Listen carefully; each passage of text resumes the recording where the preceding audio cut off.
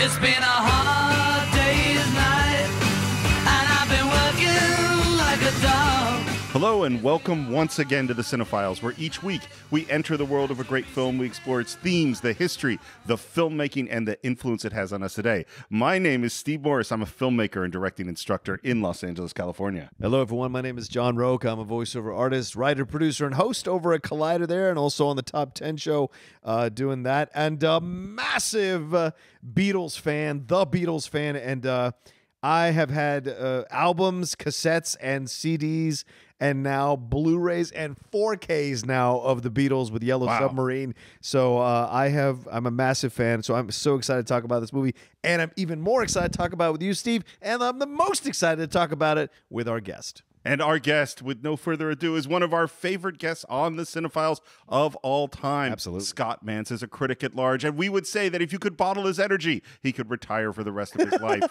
You absolutely could. First of all, let's just back up a second. Okay. You guys gave me a dare. You said, We did. Okay, Scott Mantz.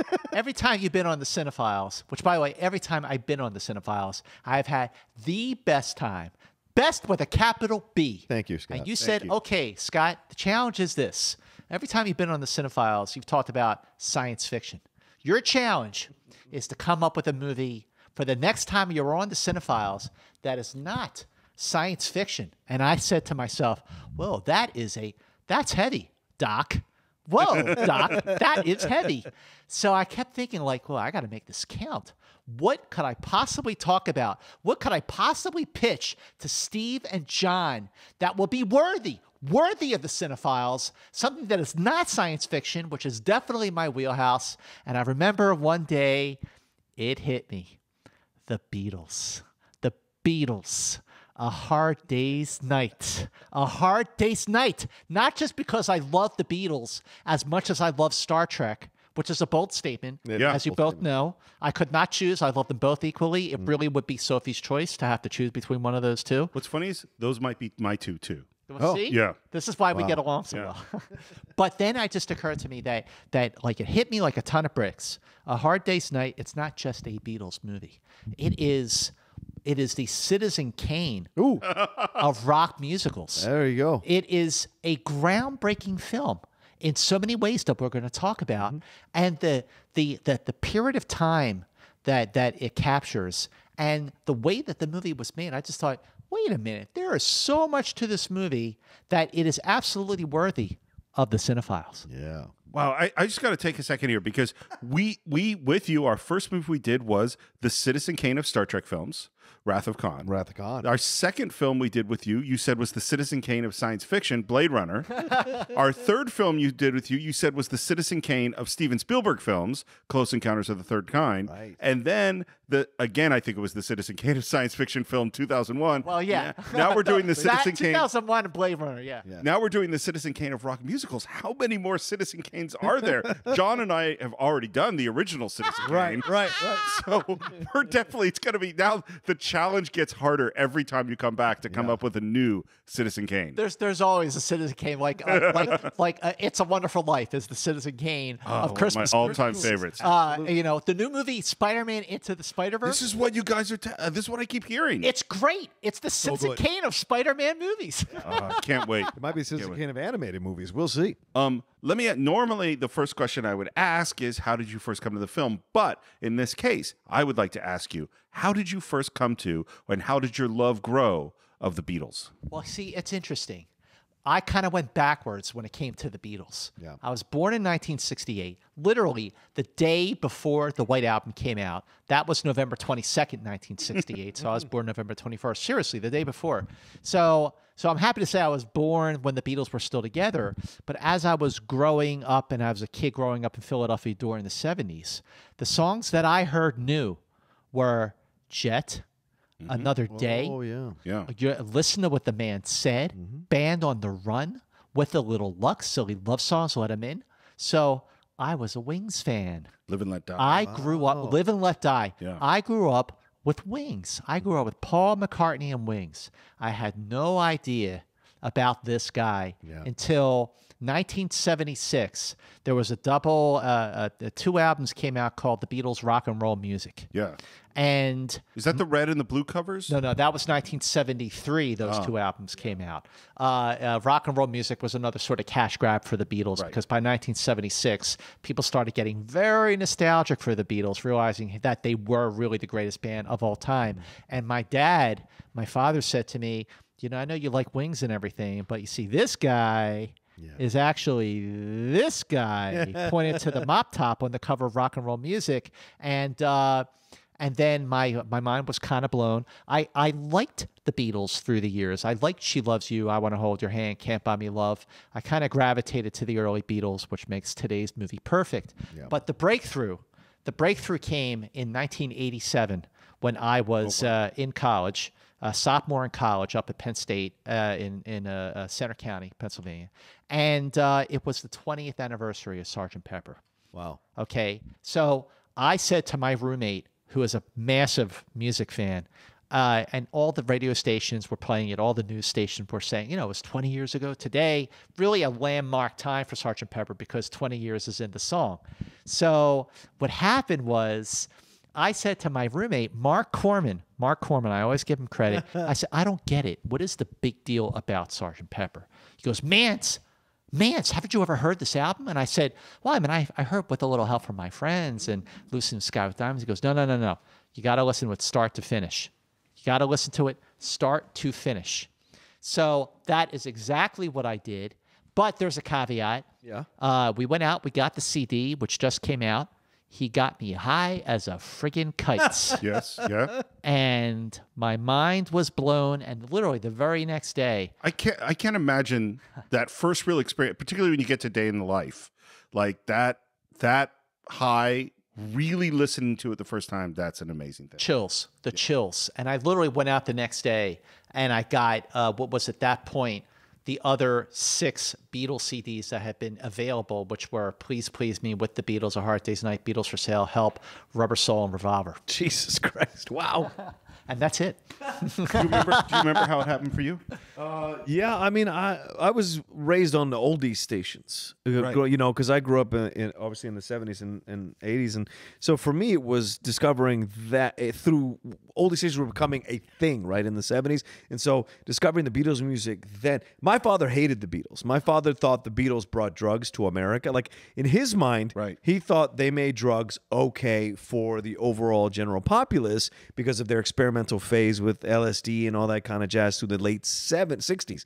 And my father had been growing up had been kind of around DC around that time when people were like walking around DuPont Circle as hippies and things. So my dad was against it. But my mom liked the Beatles and loved the Beatles. And so when I would listen to the Beatles, my dad would leave the room, or I would hear the Beatles rather on the oldie station. My dad would. So I knew of the Beatles, I understood the Beatles, but it wasn't until I was in high school or middle school that I really started to fall in love with the Beatles. And then I would buy the cassettes because I got a job when I was, 14, 15 years old. Or no, I worked with my dad painting when I was in 12 years old, 13 years old in the summers to kind of because I had to do that. That's what you did.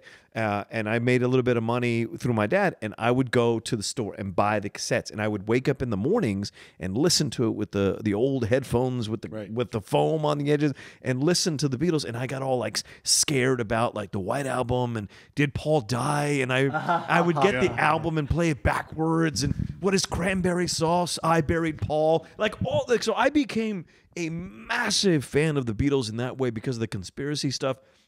And then later you learn to understand the musicianship of their music and their their approach to the albums. The albums weren't necessarily concept albums. They were just albums. They were back-to-back incredible music that by the end of it, you feel like you've gone on a journey with these guys through every one of these albums. And so to me, that's where it hooked me. And it wasn't until maybe in my 20s that I discovered they made movies. And then I got into, then I saw Hard Day's Night for the first time and Help and Yellow Submarine, which my father hated. My father absolutely hated Yellow Submarine as well because he went to see it in the theaters thinking it was some kind of animated fun film, and it was absolutely not any of that. And so it is animated. Well, sure, it is animated. And I think it's fun. Sure, that's all. I think a lot of people, the one film that transcends generations is Yellow Submarine, because so many parents will introduce their kids to the Beatles through Yellow Submarine. More than A Hard Day's Night, more than Help, definitely more than Magical Mystery Tour. Yeah. The less said about that movie, really, Yeah. really the best. But I've got like stacks and stacks of books on the Beatles. I even have one that like breaks down every single song and how it went, how they created every single song and the history. I've read books from engineers who worked on these albums, books from the producers, obviously George Martin, all these books that have been written about the Beatles. I've devoured them. Between the Beatles and the Rat Pack, I probably read about. Those are the two groups of people that I've read the most about in my entire life. Yeah. It's funny. So for me, you and I are basically the exact same age. The songs were there. You know what I mean? I think growing up and even today, you couldn't really escape hearing them. So I had heard some of the songs. My first experience is probably Yellow Submarine, which I remember watching over and over again and thought it was great. But really the moment that, for me, my real love of and obsession with the Beatles started is when John Lennon died in 1980. Because my sister, who's 3.5 years older, started bringing home the albums. And so I saw, the original records and the covers that she got at the used record store. And I started listening to them. And then, as you did in the early 80s, I had my little cassette player, and I held the little cassette player next to the speaker to record all of the albums for my sister. And even did the thing where you have the cassette and you have to flip the cassette over. And so I would try to have it where I would flip it over right in the middle of the song. So there are a lot of songs that I would listen to because the cassette player, that Walkman had like auto reverse. Yeah. So I would hear it would like get to a point in the song and go and then start the song kind of in the middle. This is the high-tech world of audiophileness that I grew up with. And from that point forward, the slow build of the obsession happened. And, where if there was a documentary, I was going to watch it. If there was a Beatles movie, I was going to watch it. And in particular, there's you talk about your big stack of books. I've now read twice, once because I just loved it, and then also in preparation for this episode, that Mark Lewison, All These Years. Yeah. That book is phenomenal. Yeah, that is the most, and for anyone who's interested in the Beatles, it is like, how much did George pay for this guitar? It is so detailed. It's like 1,000 pages. But that book, it's 1,000 pages, and it only covers up until the end of 1962.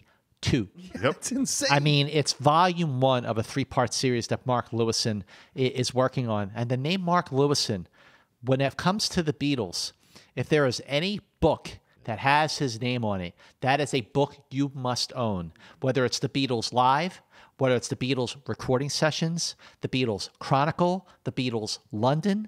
He wrote in collaboration with the Criterion Collection. He did a great coffee table version book on A Hard Day's Night about 1.5 years ago.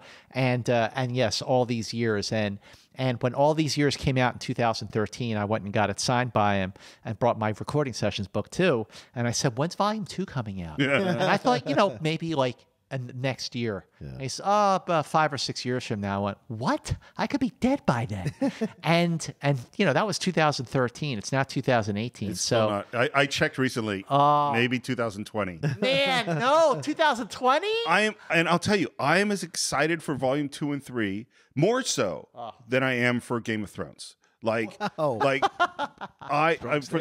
the books, because my faith in George R.R. Martin delivering a fantastic 6th and 7th book at this point is fairly low.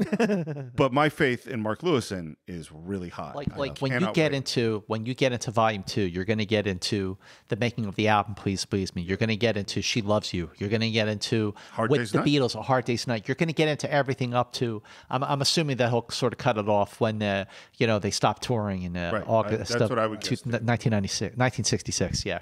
So, and then I'll ask the follow-up question, of course, is how'd you come to the movie? Well, the first Beatles movie I ever saw actually was Help. And really? It was after I sort of got into the Beatles in the late 80s. That was when, the Sgt. Pepper story, that's when my mind was blown and my whole world was open into the world of the Beatles. That's when I started getting every book I could. Yep. You and I probably have a very, very similar bookshelf. I would imagine.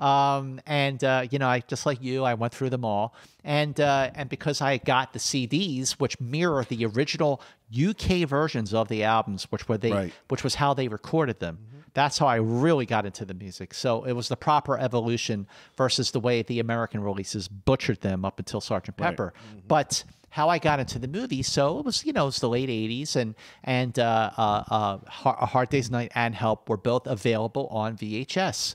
So I figured, well, you got the black and white one, but you got the color one. I went for the color one. Sure. And I enjoyed it very, very much. I really enjoyed the musical sequences, like You're Gonna Lose That Girl, Ticket to Ride, Another Girl. Yeah. But the actual plot, and I say that very loosely, with quotes around it, was very thin. These people are trying to steal Ringo's ring. But what I noticed about the Beatles in that movie is that they didn't really look like they wanted to be there. Right. Oh. They really didn't. I mean, Ringo was actually the best actor of them, and the plot was around him, so he was fine.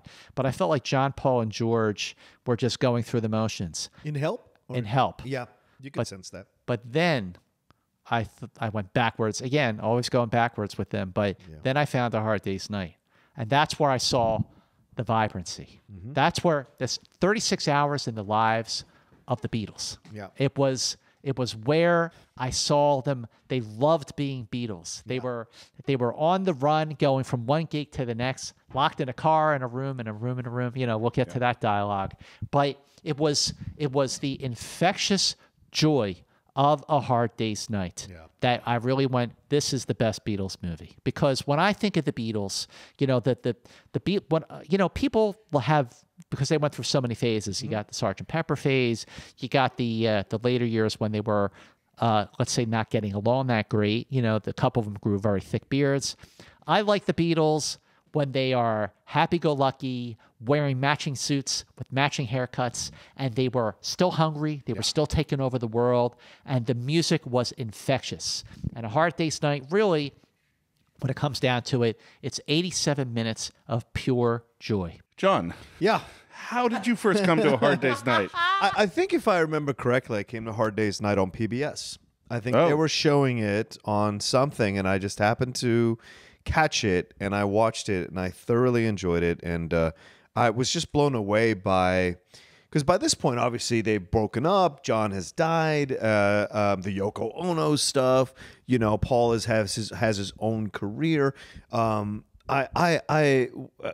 just forgot. You didn't see the vibrancy necessarily in the on camera, on video, or anything like that. All contained in something like this, and then to watch it when I watched it the first time, I just remember being, first of all, I had a really hard time understanding them because their accents. I wasn't conditioned or trained at that point to necessarily understand what they were talking about or what they meant, because there's a lot of slang through the whole movie. There's a lot of British slang through the whole movie, but the thing that kept me enjoying the film was the musical numbers, the way they came out of nowhere, but how great that music was, and to see the joy they had in playing that music. But what I remember about them, which as a young kid really appealed to me because I had kind of a rebellious nature, was their thumbing of the nose at the establishment. Oh, yeah. It's all through the movie, right? Their jokes that they make, the way they speak to people, the way they don't follow the rules, and in the end, you just felt such happiness from them that you couldn't help, you just couldn't help going along with the movie. And so it's one I've always come back to. And the day the Criterion one came out, I went and bought it at Barnes and Noble because I had to have it, and just devoured that thing backwards and forwards. And I'm working my way through Yellow Submarine now because I just recently bought that. But this is the one that I will always love the most. It's funny. So for me, what's weird about this movie for me is that it's so influential. Yeah. And there are so many things that I saw that it influenced before I saw the movie. Yeah, yeah. The biggest one being the Monkees. I watched the Monkees religiously as a kid. It was one of my favorite shows. I love the sense of humor and the silliness. And also, by 1980, when I was getting into the Beatles, MTV existed. Right. And so I had seen tons and tons of music videos by the time maybe mid-80s that I finally watched Hard Day's Night. And so I had two experiences. One is going, oh, well, this is kind of stuff I've seen. So not being blown away the way I should have, and with historical perspective, really kind of looking at the film. And I wasn't the film geek to understand the influences of the French New Wave and all these other things that were happening.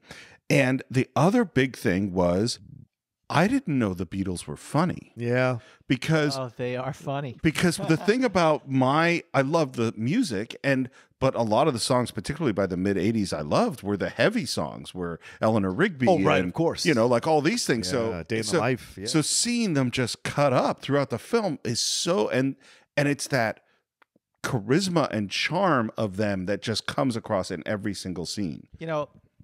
We're celebrating as we speak the 50th anniversary of the White Album. Right. And, going through the deluxe version of the White Album, there's 5.5 hours of music on that thing. I mean, it's going to take me months to absorb all of that. Yeah. But one of the things about that album that I always felt was how disconnected the songs were. Mm-hmm. It's all over the place stylistically.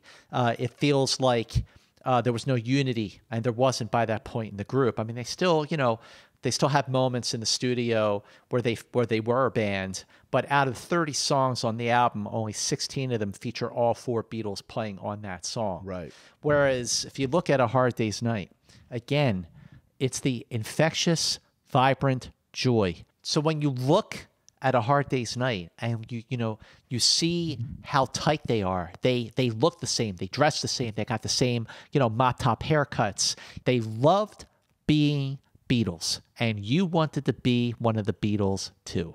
I always say in any film, when you're watching a movie and it looks like the people on the screen are having a good time, you're going to have a good time too. Absolutely. And that's what's so great about A Hard Day's Night. Well, and to your point, one of the things that's so interesting to me is that in 1963, when this process of this movie starts, the Beatles aren't as huge as they're going to be. They haven't gotten there yet. And what the powers that be think is like, oh, here's another flavor of the month. Yeah. They're hot right now. Let's throw a little money towards making this movie, and assuming that there'll be a flash in the pan, and then the movie will come out and they'll capitalize on it, and by then nobody will think of the Beatles again.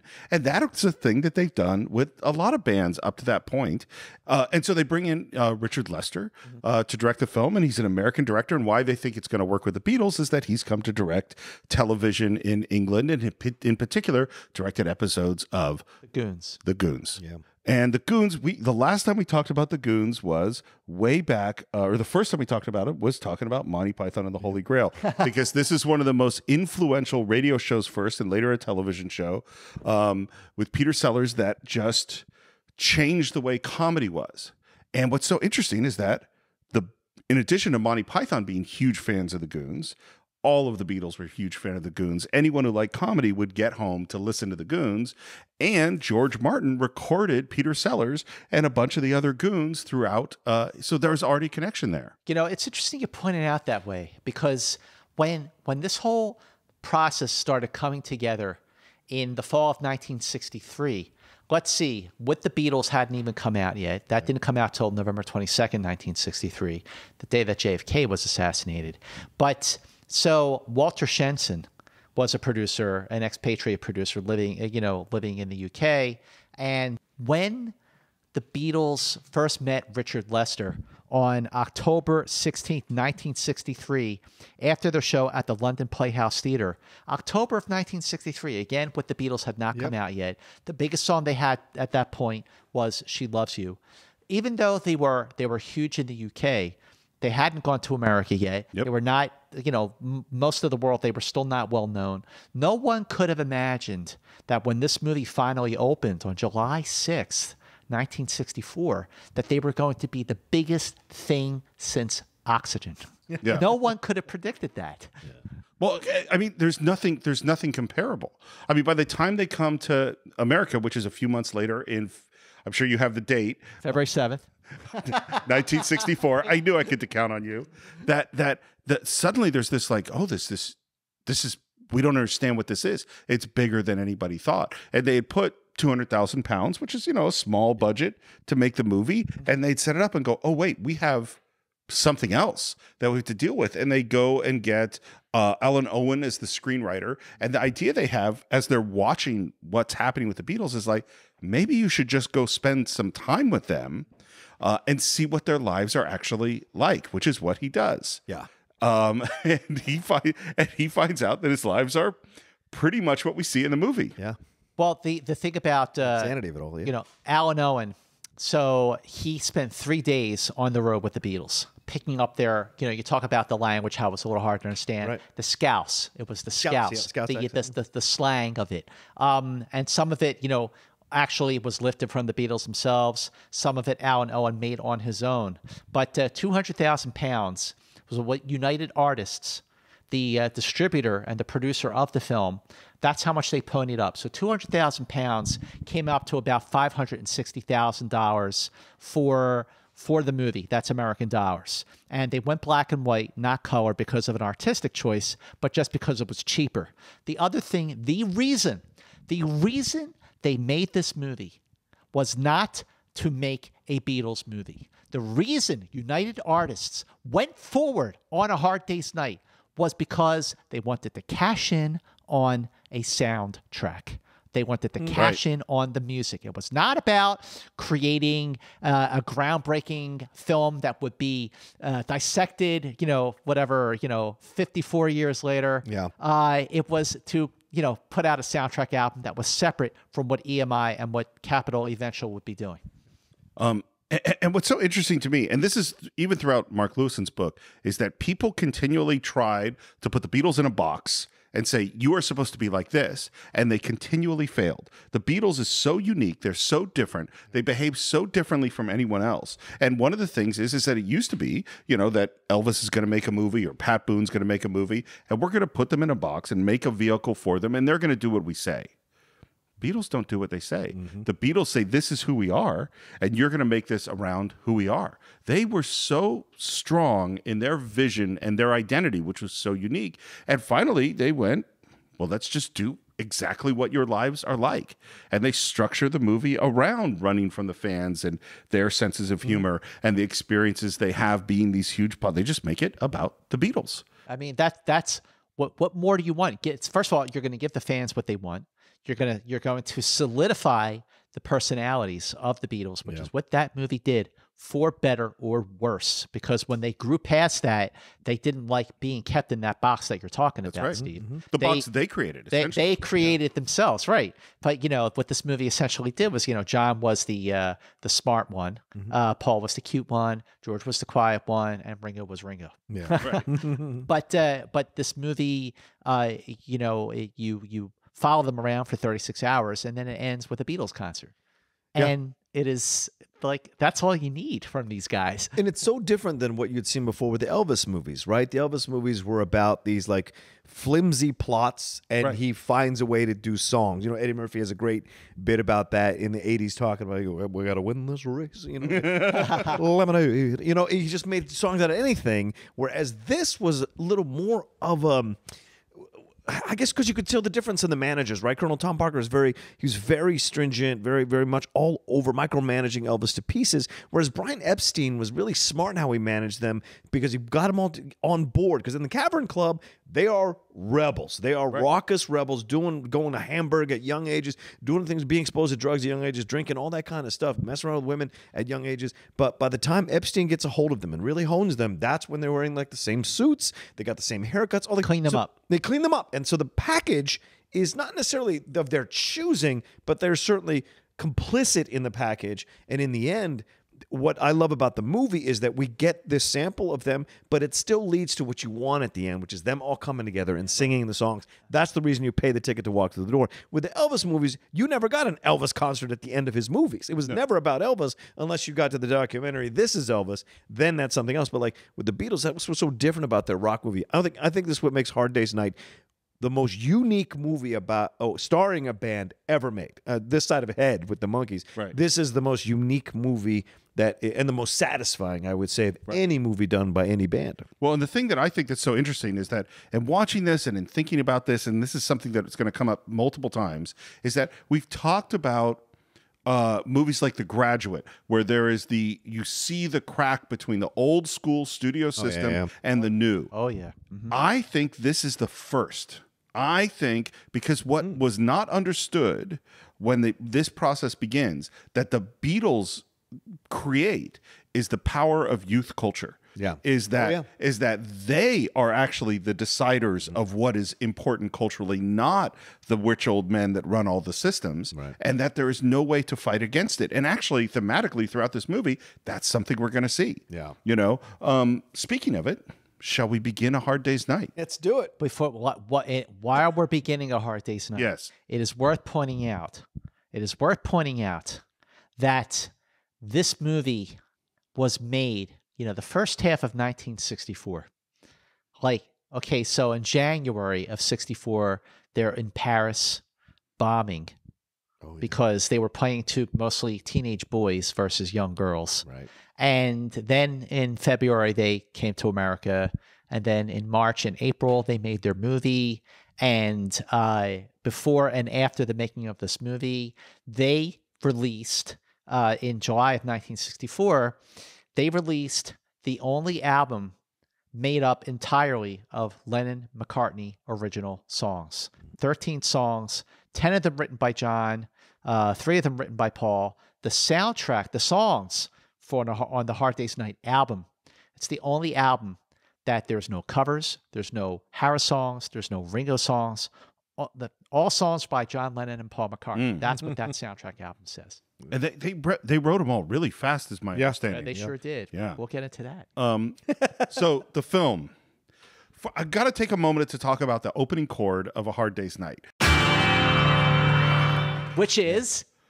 Well, that's the thing. It's like 7 different things at once, is my understanding. It is a G7 suspended fourth. Wow. That is what that opening chord is. That opening chord is one of the most famous opening chords of any song in music history.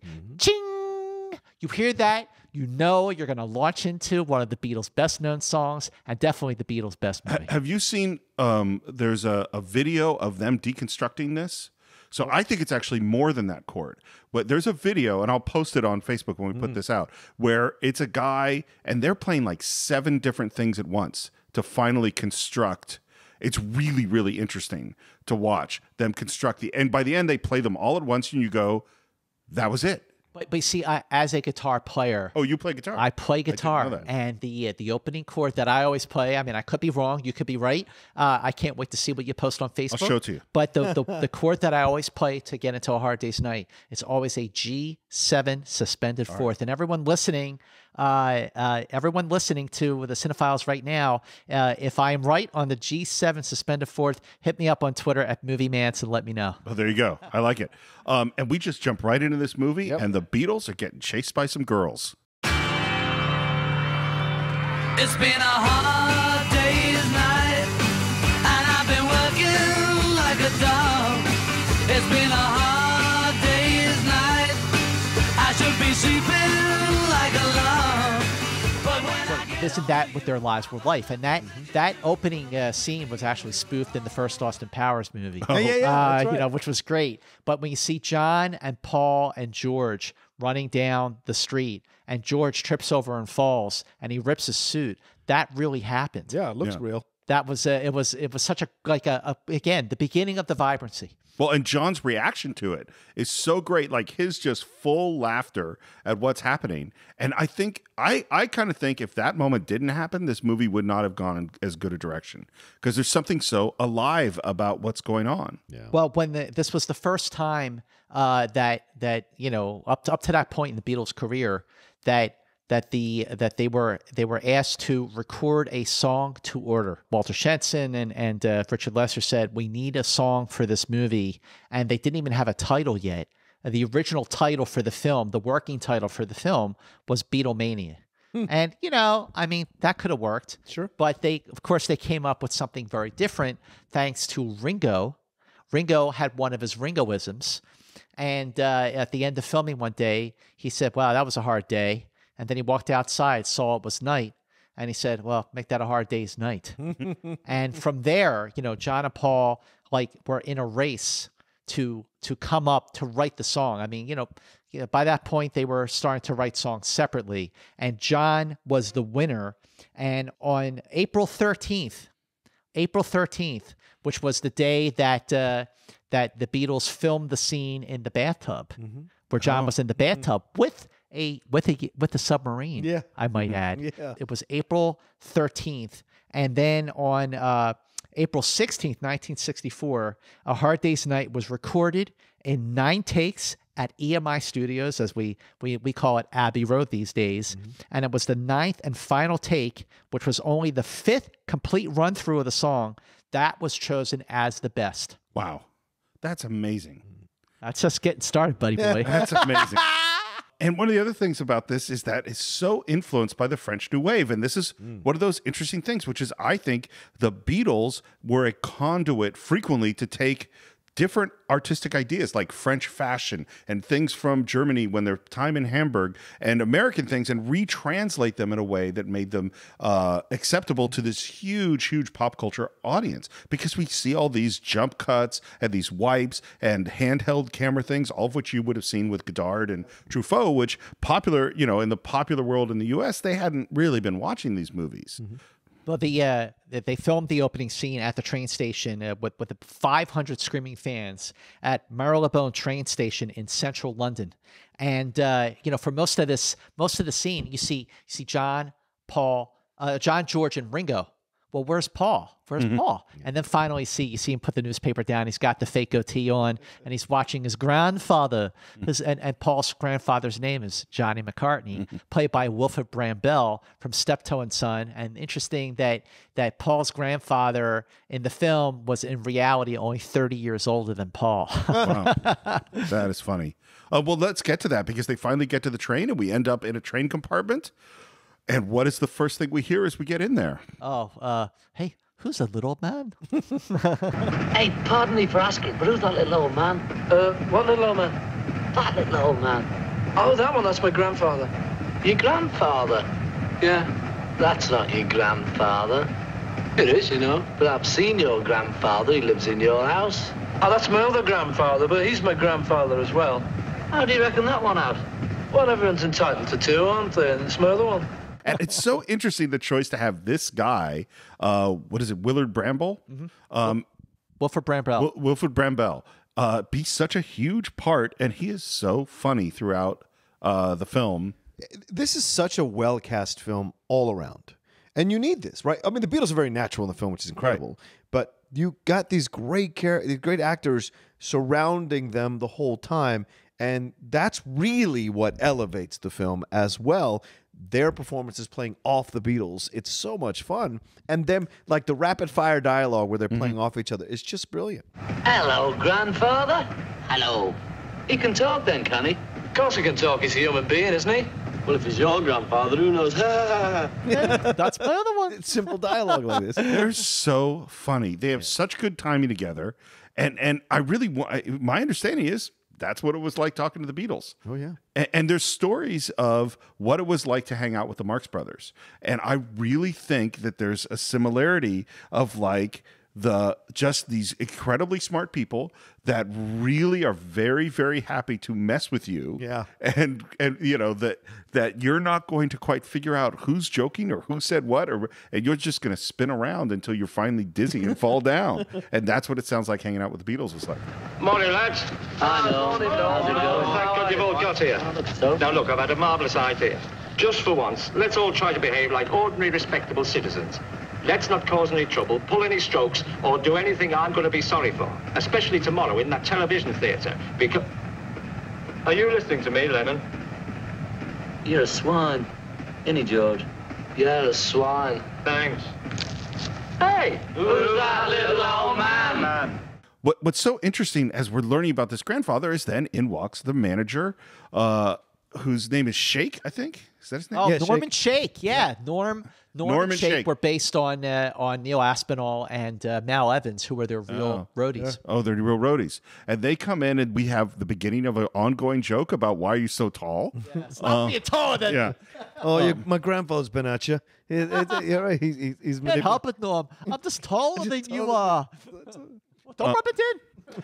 Yeah, it was Norm Rossington was Norm, and John Junkin was Shake. We're talking a little bit before about the establishment, about how they snubbed the establishment. Yeah.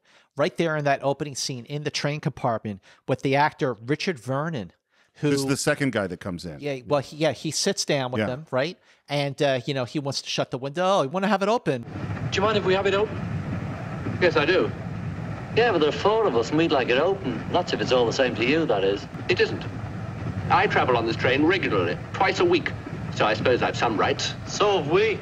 Richard Vernon was seen in the James Bond movie Goldfinger, and he was also in the film Gandhi. And he represents the establishment that right then and there that the Beatles are thumbing their noses. Yeah.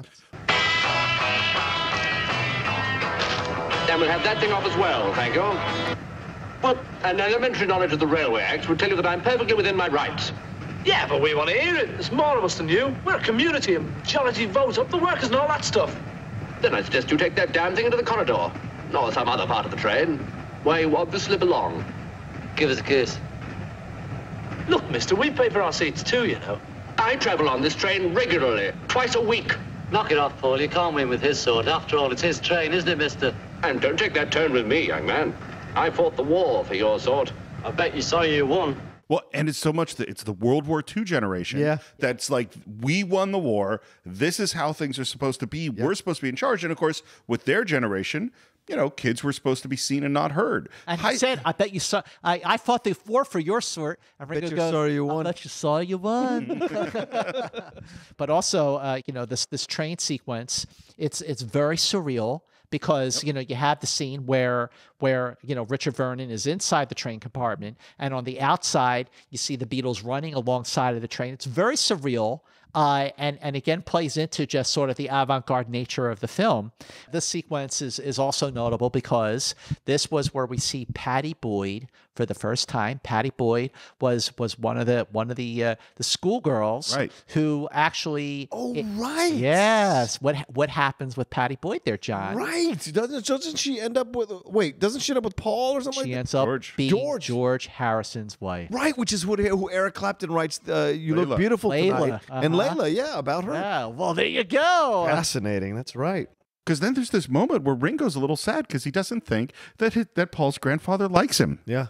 Because of his nose. Because of his your nose, And I love their little bits of weird Beatles language, some of which I think comes from John, because John had this thing about inventing new words and new sounds. He was really fascinated by, like he loved Lewis Carroll and loved the Jabberwocky and sort of that playfulness. And there's a thing that George says as Ringo's sad about the grandfather not liking him. George says, "You got an inferiority complex." Yeah, no, that's why I play the drums. It's my active compensatory factor.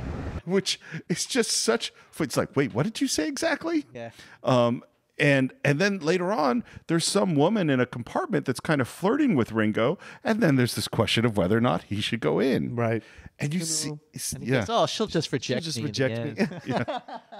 Ringo really is so fun to watch in these movies. He's the star of this movie. We I don't care what anybody here, says. He's the star of this movie. We could sit here and just recite the dialogue in that accent and keep each other entertained. So by the way, when they got the movie to the US immediately said, let's dub these guys with American accents. Of course they did. Oh, I didn't know that. Yeah. No way. Yeah, to which Paul's response is, look, if we can understand fucking cowboy dialogue, you can understand Liverpool dialect. That's fair. Oh, I love that Paul said That's that. fair. Yeah. But then you have the sequence in the train compartment where Paul's grandfather, after causing some trouble, they kind of put him in a compartment. And so Paul goes in to keep him company, and then the other guys go in to keep him company. And before you know it, out of nowhere, these instruments appear. You hear the harmonica, and suddenly the Beatles are playing one of my all-time favorite Beatles songs, John. I I Should Have Known Better. Should have known better. Right. I Should Have Known Better was recorded in Studio 2 on February 25th and 26th in 22 takes. And it was take 9. That was the best. And by the way, so I Should Have Known Better was recorded on February 25th and 26th. This was just 2 days after they returned from their triumphant trip to the United States, Oh, wow. where they conquered America, playing to 73 million people on the Ed Sullivan Show on February 9th, 1964, where they played All My Loving, Till There Was You, I Want to Hold Your Hand. I saw her standing there, and she loves you. What's so interesting to me, so first of all, one of the most important things about this film is this is the origin of the music video. This is really where the music video is invented. And what's so interesting is that they found, because before it was like we had musicals and a character would burst in a song. That's not exactly what's happening here. Right. What's happening here is almost in every single song, we have a different way to get into it and a different way that it's handled. And in this one, we're in this compartment, and they start off and they're playing cards. And there's a moment where Ringo is dealing the cards, and he's dealing them on the beat. And then there's a moment you kind of turn, and then John has a harmonica. And then suddenly they have instruments. And there's no transition. It just organically becomes a music video. I should have known better with a girl like you, that I would love everything that you do. And I do. Hey, hey, hey. And I do. It's like magic, you know. It's like not magic. like it's not like an Elvis movie where, you know, he just, you know, is crooning. And by the way, you know, I like the earlier Elvis movies. You know, I mean, Sure. Jailhouse Rock is great. Loving That's my You, favorite, I think, King is Jailhouse Creole. King Creole. And I love, just because of the just how fun it is. I love Viva Las Vegas. Oh yeah, You Bill know, Love's I mean, fantastic. I have and no That's memory the of it. pinnacle. That Yeah, was that to me. was- That's the pinnacle of and Elvis. that was it until like the '68 comeback special, and Yes. then, you know, Right. This Is Elvis. So we have our kind of musical number, and then we are pulling into the train station. Oh, the train station, yeah, yeah. And you know, just to give more credit to Norman Rossington as Norm, and John Junkin as Shake. I mean, they were sort of loosely based on Mal Evans and Neil Aspinall, who were their trusted aides and roadies. Neither one of them, Norm or Shake, are really based on Brian Epstein, who was a very, very, very, very different kind of manager. But it's I love seeing Norm sort of, you know, try in his best way possible to exert his control over the group and fail miserably every time. Yeah. And in this case, they come up with this plan of, we're going to run through. We know there are going to be girls there, so we're going to run through the train station. There's going to be essentially a blockade of cars. We're going to go into one set of cars, run to the other side, get in the next set of cars, hopefully before the girls get to them, which doesn't quite succeed. No. And yet I love, again, watching the laughter and the fun of the Beatles in this car that's getting attacked by screaming fans. Because it's still fun at this point, Yeah. right? It's still fun, right? They weren't starts sick to of it yet. turn when they can't hear themselves in concert, Right. as they get, and this is only 2 years away. Yeah. In 1966, when they stopped touring, and it's because they just can't hear themselves anymore. Well, they and have no want to experiment privacy. more. They're constantly, exactly. They want to experiment more in the Every single studio. thing the Beatles did, by the time that thing was released, they were past it. Yeah. When A Hard Day's Night came out, when the album came out, when the movie came out in the summer of '64, they were already prepping for their follow-up album, Beatles for Sale. And the interesting thing is, you know, on a Hard Day's Night, you had the vibrancy of I Should Have Known Better, Can't Buy Me Love, Tell Me Why.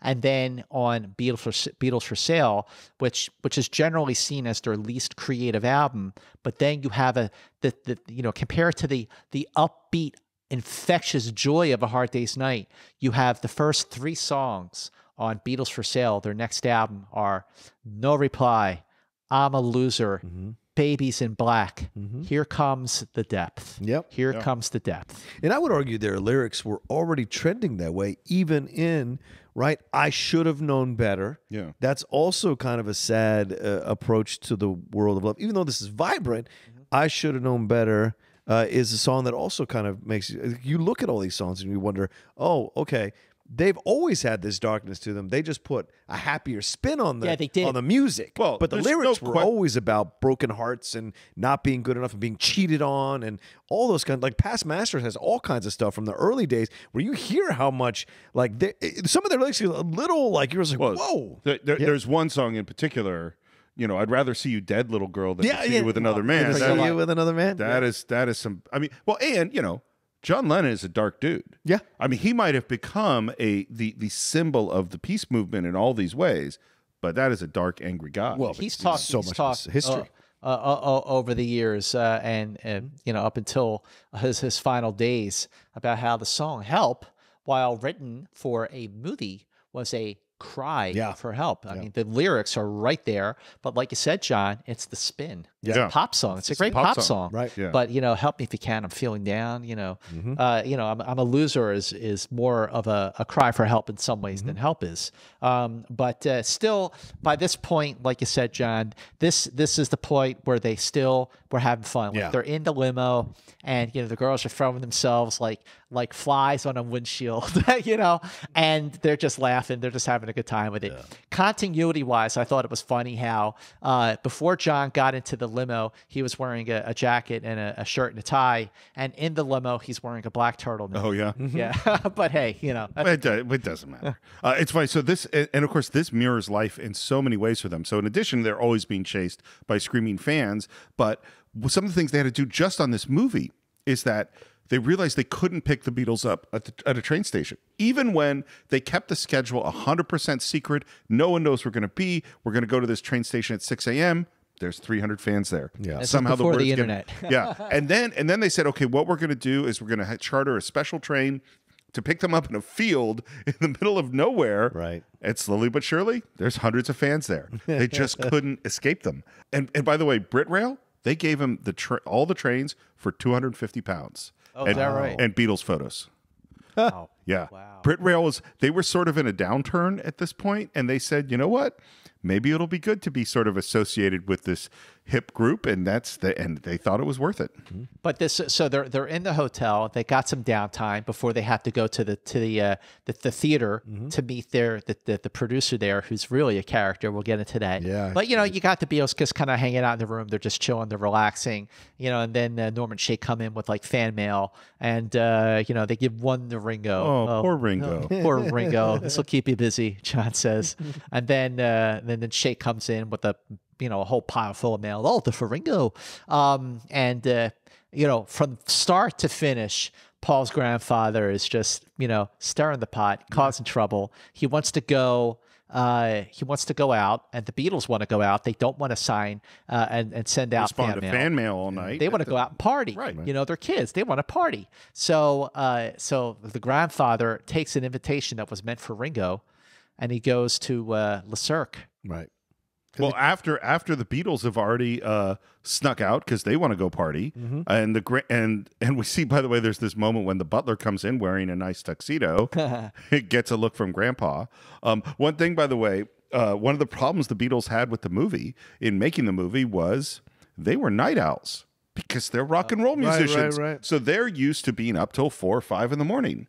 The movie starts shooting at 6 in the morning. So there are sort of two things that could have happened. One is the Beatles decide to get nice long nights of sleep in order to be well rested and prepared to get up at 6 in the morning. No. Or they might just be staying up all night and maybe they have some extra stimulants to help them do it.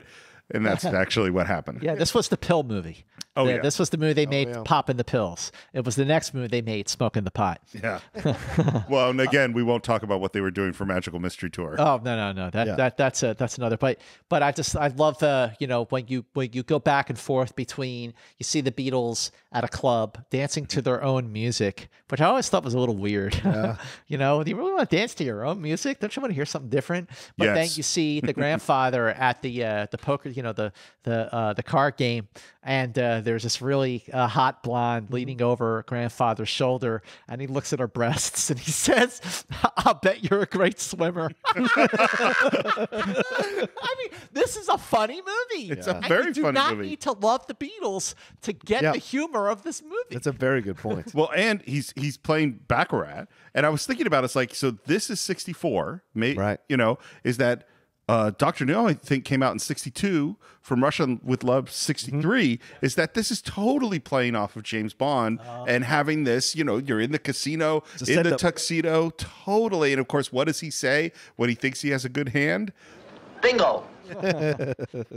And at the clubs where they're dancing, we have "I Want to Be Your Man," and then the second one is "All My Lovin' is playing. Ringo's doing some fun dance moves. I think "Don't Bother Me" is also playing. Yeah, I think that because we go back and forth 3 times. Again, that's another darker song. Don't Bother Me, right? That's George's lyrics. first song that he ever wrote. With Oh, his own really? pen. Oh, I didn't Don't know Bother that. Me was his first song that he ever wrote. Go away, don't bother me. Don't bother me. But so then Norman Shake come and they take them away. Yeah, they caught him. Back to the hotel. You got stuff to write. You could see that you could see I love Paul. You don't see what he says, but you can tell he leans into Norm and he's just kind of like, I'm gonna like cripple you or Yeah, something that's what like he that. said. Yeah, you can tell. There's Yeah, a real he's like anger there. pissed. Yeah, he was really pissed. And we go back to the hotel room, and what do we find but that butler who's been hiding in the closet the whole time in his underwear because Grandpa stole his tux. I love that whole sequence. They open the door, they see him, and they close the door, and then they keep opening the door. I was like, there's a weird old man in there. Yeah, there's a man in the cupboard. There's a man in the cupboard. He's right, And we realize that what's happened, and we head off to Le Cirque. Yeah, trying to find the grandfather. And there's this moment, we come back into the casino, and at this point, everyone in the casino thinks that Grandpa must be filthy rich. And the Beatles show up, and first Norm and Shake try to get in. Well, they can't be let in. They let the Beatles in. Yeah, of and course. I love Norm's line to get himself in. He says, I'm with them. I'm Ringo's sister. So they get in and they try to take Grandfather away, and he winds up owing money. But then they go back to the hotel. Yep. And this is presumably the next day. Yeah. Yep. And John is in the bathtub, fooling around, goofing off. Speaking German. And what is he playing with? The submarine. Submarine. Playing a submarine. Yeah. Now I wonder if we saw the color footage, if it would have been yellow. Would have been yellow? Well, I always thought, a submarine. But actually, Yellow Submarine was written by Paul. So there you maybe go. Paul saw him and went, a submarine. I'm going to keep that one But for I always later. love that scene, George is showing Shake how to shave on the mirror, not on his actual face. It's such a weird, because you're watching, they're talking about shaving, and then he puts shaving cream on a mirror around his face. Yeah. It's really funny. And then the car is there, and John is still in the bathtub, and Norm empties the water with all the suds, from the bubble bath, and John is gone. John is gone. And he picks up the submarine, like, what the hell happened? And John comes into the bathroom and goes, What are you messing around with that boat for? There's a car waiting. Come on. Well, and this is some of the surreal elements of the sense of humor. Yeah. And I really think they're influenced by the Goons. I think Monty Python is influenced by Hard Day's Night. oh, I would absolutely go with that. So Certainly much of the possible. sense of humor and the silliness and the surrealness is very much a Monty Python sense of humor. Yeah, people don't understand how vibrant the comedy scene was in Britain during that time. Late 50s, early 60s. You have Peter Cook, Dudley Moore, all that kind of stuff going on at the same time. Where that gentleman who plays Paul's grandfather, what he's coming out of his troupe of comedians. So there was so much going on during that time. And you see, like you were saying, the influence of the Goons, all this through how it all plays out into the 70s. There's a very vibrant comedy scene. And there should be more done or talked about or documentary explored about that, because some very funny stuff that influenced the comedians Right. we see now, we Right. loved before, rather in the 80s and 90s. Yeah. Absolutely. One thing just on the filmmaking tip about the shaving cream on the mirror. So this is something that people don't think about, which is that you have to have the shaving cream go around the guy's face for the camera's perspective, so that we, the audience, can see shaving cream go around his face. Sure. George, if he put the shaving cream where he sees the guy's face, it would be 6 inches off of his face for the camera's perspective, because George is standing in a different place from the camera. So what you have to do is teach George where to put it in a place that isn't where the guy's face and have it line up perfectly. It's actually not that easy to do. I never thought about that, because you're just thinking, he framed it around Shake's face. Yeah. But he had to frame it around Shake's face from the point of view of the camera, not The from his camera. own point of view. Yeah, a weird thing to have to do. Listen, this is what Cine-Files is all about. Apparently. Let's head off to a press conference. The press conference. This is one of my favorite scenes of the movie. Because this is the Beatles, and having watched actual press conferences with the Beatles, this is the kind of things that they would say. And a lot of this is their lines. Tell me, how did you find America? Turn left to Greenland. Has success changed your life? Yes? I'd like to keep Britain tidy.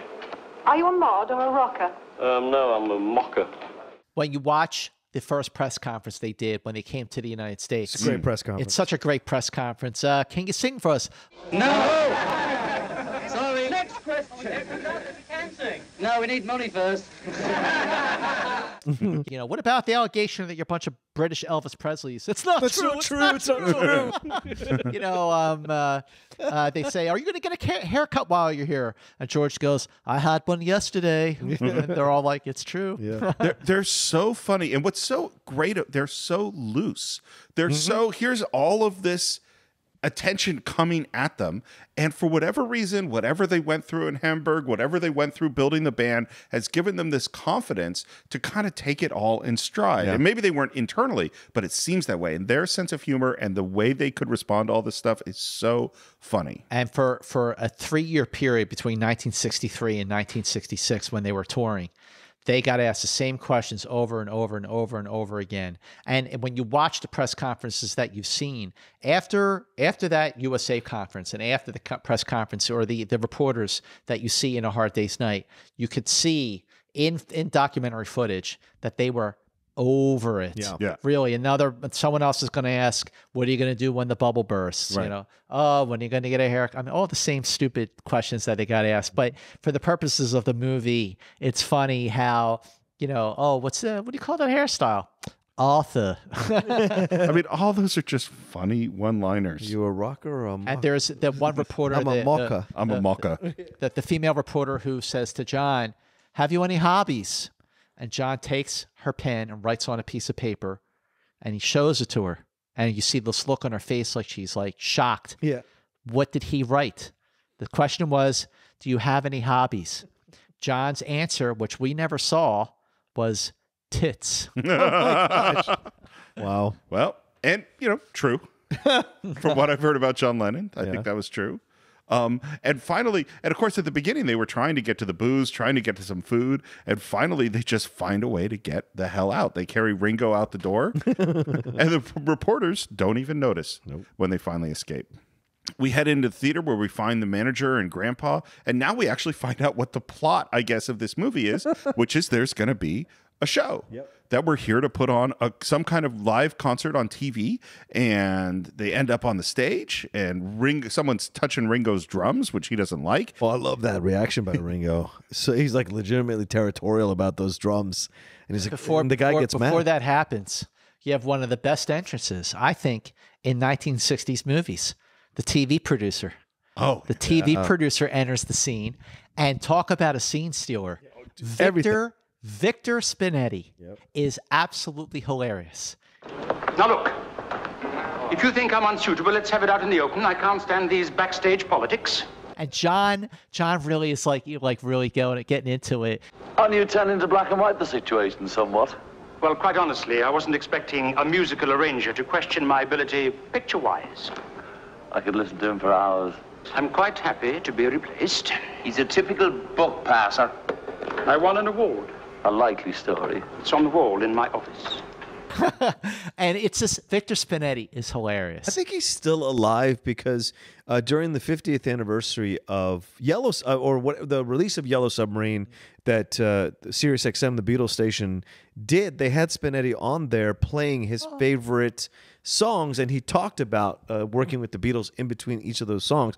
I remember I stayed in my car an extra half an hour because I don't have Sirius XM in the house, so I stayed in my car an extra half an hour because I was afraid that I would miss it again if I do that left the car. And so yeah. If I'm going somewhere and they're playing like they have a guest DJ or they're playing like you know the George Harrison stuff and like I'll get to where I was going to go and I don't have Sirius in my house or my apartment, and I'll sit in my car for like 20 minutes just to listen to the end of the program. That's great. I'm just like you, brother. Yeah. Yep. Well, and this thing with this is him with the director is the Beatles against authority figures. And what's so interesting is they're not fighting directly at the authority figures. It's same with the guy in the train compartment. Is they're kind of moving around it in this way of like, no, you're not going to draw me into a fight. We don't care about you. Right. We think you're funny. We're playing with you. They're making fun of him. Yeah. Yeah. It's so brilliant.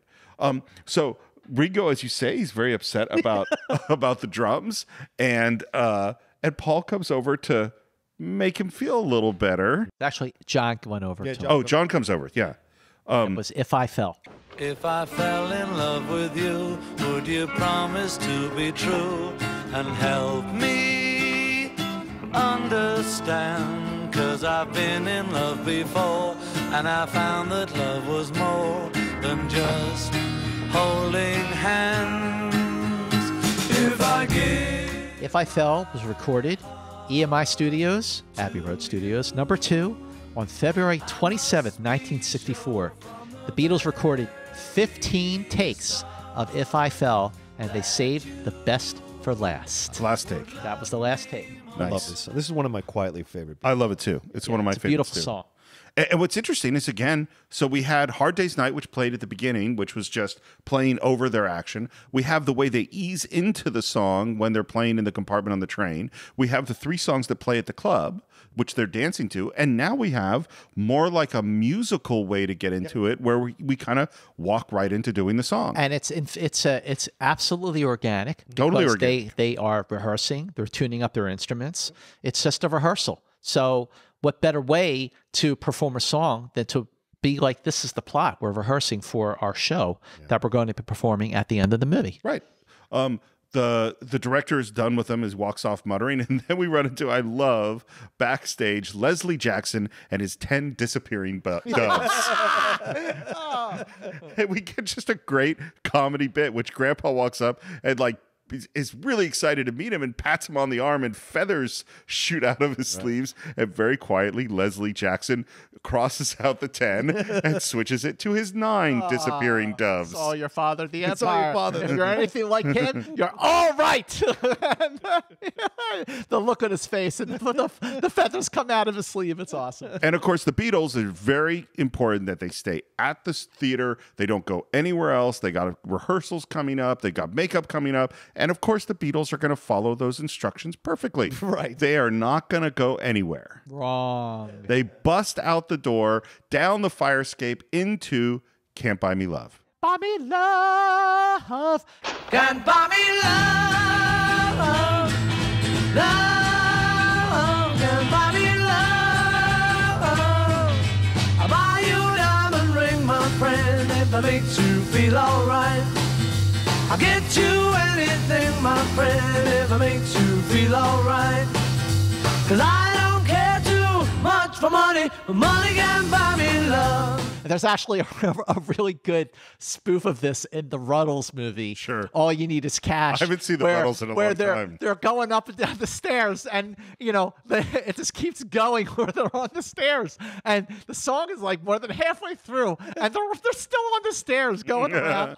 But back to A Hard Day's Night. Yeah. So now this is. You talk about, Steve, you talk about A Hard Day's Night, about this launching MTV. Right. This was the moment right here. I think so too. This 2.5 minute sequence that is cut, it's heavily edited. Yeah. The film stock is sped up. Close-ups, backups, handheld. Helicopter shots. The helicopter shots. Huge helicopter shot. And this is all to Can't Buy Me Love, which pre-release, before the song even came out, this was after the U.S. visit, and it was announced that "Can't Buy Me Love" would be the Beatles' next single. So pre-sales of this next single topped 1 million before the song was even officially released. Wow, that's amazing. Now, here's the other thing about "Can't Buy Me Love." Now, no other group, no other performer is synonymous with where they recorded their music than the Beatles.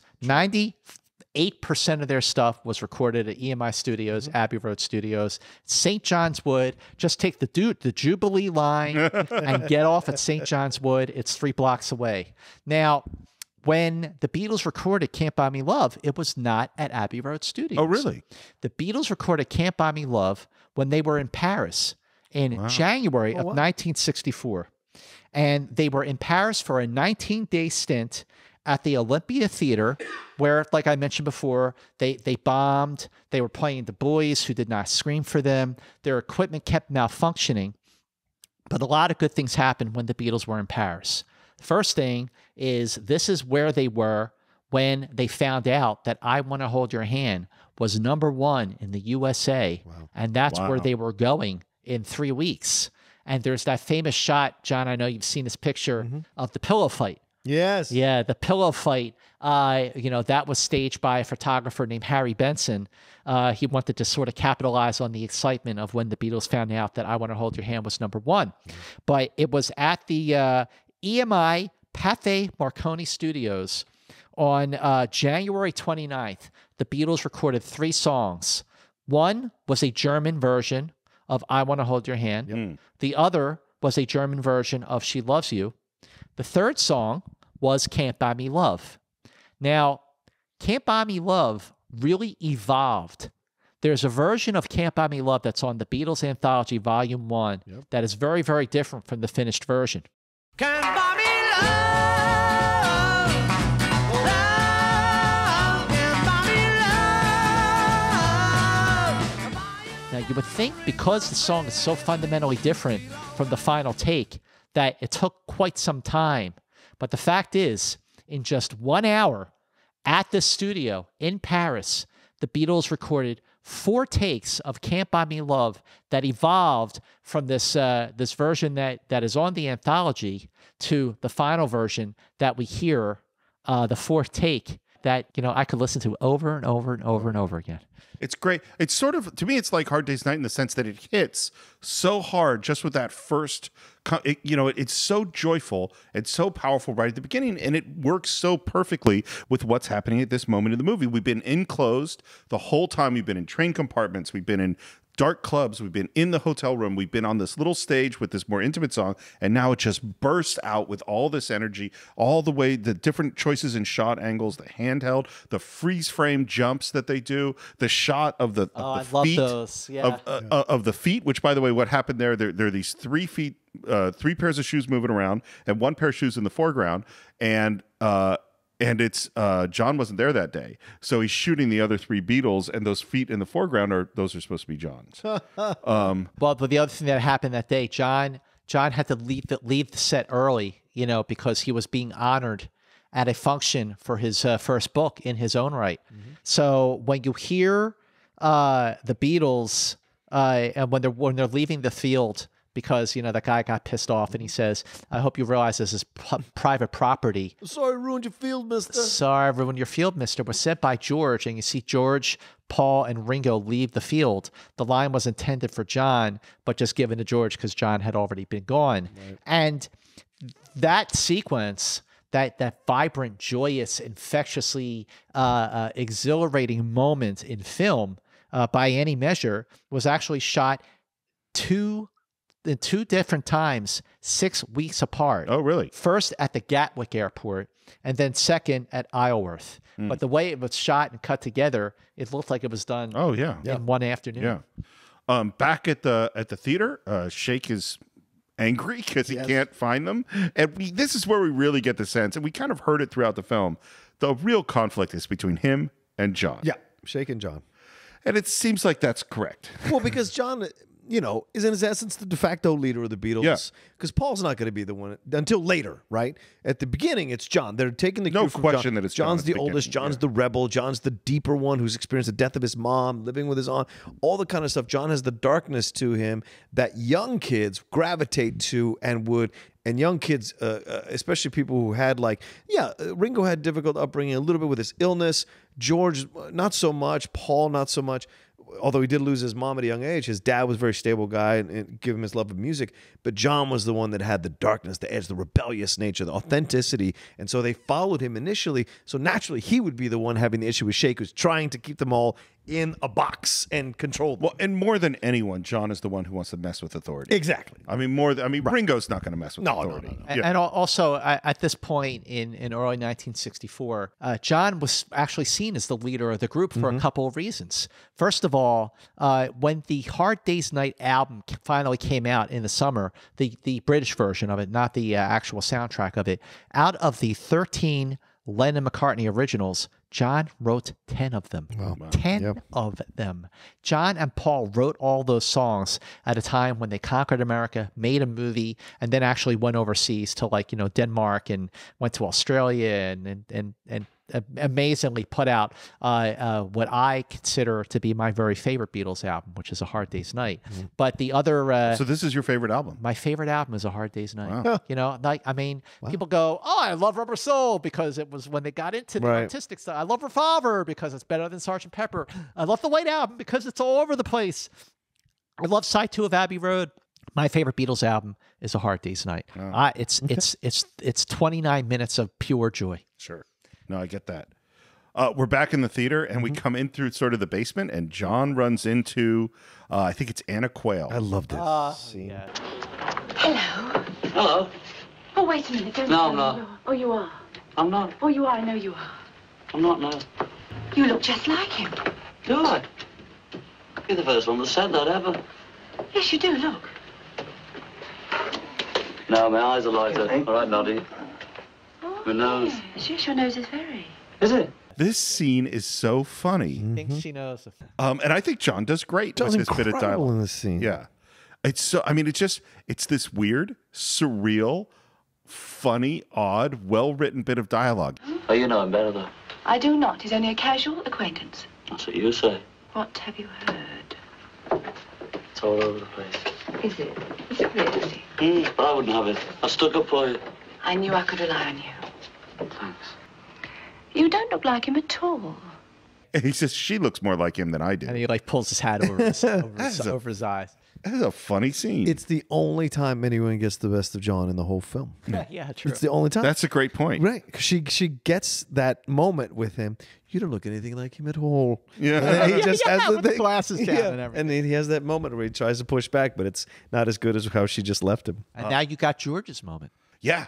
We're heading. They were supposed to go into rehearsal, except George walks into this office By mistake. the shirt. by mistake. And there's a woman there who says, Oh, there you are. Oh, sorry. Must have made a mistake. No, you haven't. You're just late. Oh? Actually, I think he'll be very pleased with you. Really? Yes, you're quite a feather in the cap. and they send him into this meeting with this man and Marketing man. and it's a long scene. And it is so funny. It's really funny. Now, Marketing Man is played by Kenneth High, and he was a very established actor. I mean, I recognize him from an episode of The Twilight Zone, but he was an established actor to the point where he did his part in A Hard Day's Night, but asked for his name to be left off the credits because he thought that making a Beatles movie would hurt his career.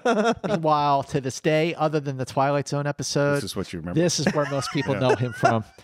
And there's this moment, he says something, and George responds, "I'm sorry, there must be a misunderstanding." And the response is, "You don't have to do the anecdotal glottal stop," because he thinks he's faking the accent and faking the voice in order to get the part. Hey, you can be replaced, cheeky baby. I don't care. And they want him to be a model for some kind of shirt. Yeah, the shirt. Go on a commercial. Show him the shirts, Adrian. Now, you'll like these. You'll really dig them. They're fab and all the other pimply hyperboles. But they show him these shirts and he doesn't like them. I wouldn't be seeing Dad in them. The dead grotty. Grotty? Yeah, grotesque. Make a note of that word and give it to Susan. Now, Alan Owen claimed he heard the word used in Liverpool, but the Beatles never heard that word before and were convinced that Alan Owen made it up. Well, and this is this thing of like what this scene is about. And again, it's a lot of what the whole movie is about is the rapidly changing landscape of popular culture and the older generation trying to control that. And of course they can't. Yeah, trying to make money off of it, trying to manipulate it. Yeah.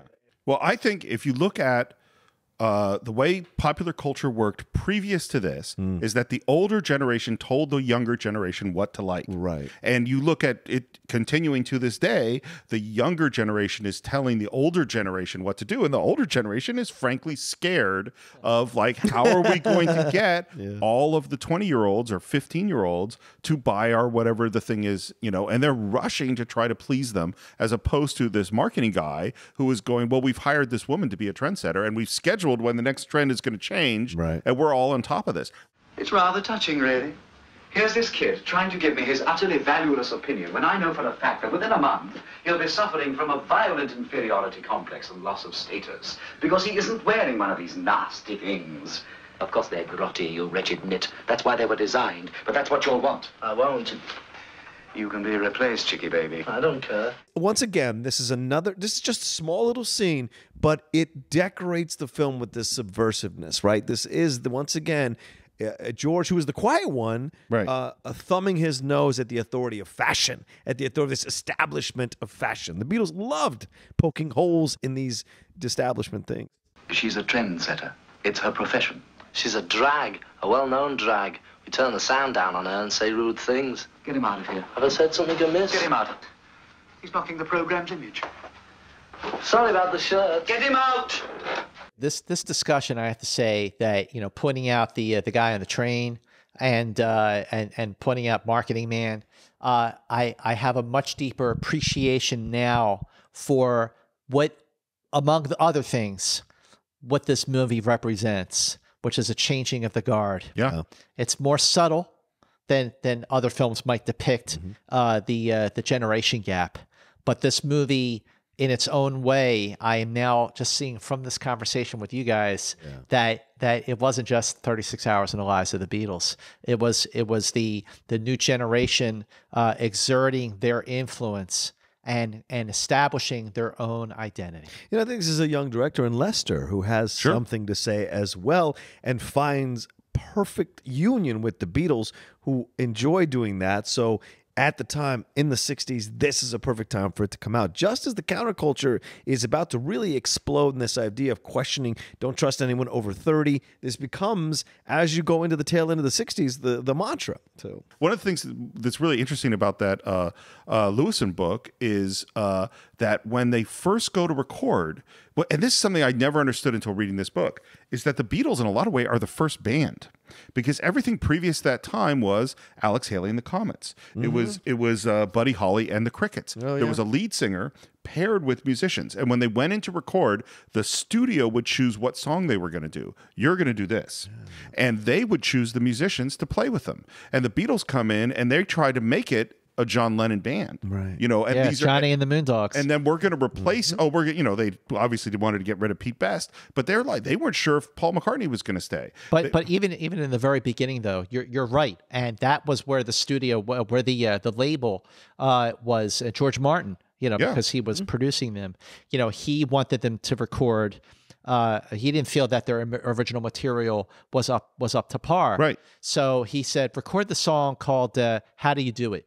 Right. And that'll be your first single. Yeah. And the Beatles, they reluctantly did. And, Love Me Do had already come out. And then they recorded, it's on the Beatles anthology, you can hear it. But they were insistent on releasing their own compositions. So after Love Me Do, they sped up Please Please Me, and that was their first number one. Right. And of course, they own their own publishing rights. In fact, they have a company that owns their own publishing rights. And so suddenly they're in charge of what's happening. And you see the same thing in this movie of why would we want the older generation to be in charge? Yeah. Obviously, the Beatles know what's best. Pete Best. Yeah.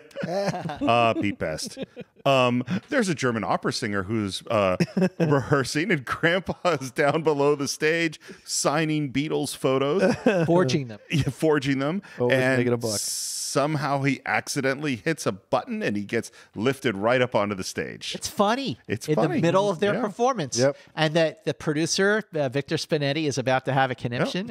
Like, I think Victor Spinetti, he's a scene stealer in this film. Get him out. Yep. He's hilarious. Once again, we're with our manager, and we're just trying to keep these people in the room. Yeah, stop being told that. I can't help it, Norm. I'm just talking you are. There's a guy who comes out with measuring tape and pulls it wide, and John Lennon cuts it and says, "I now declare this bridge open."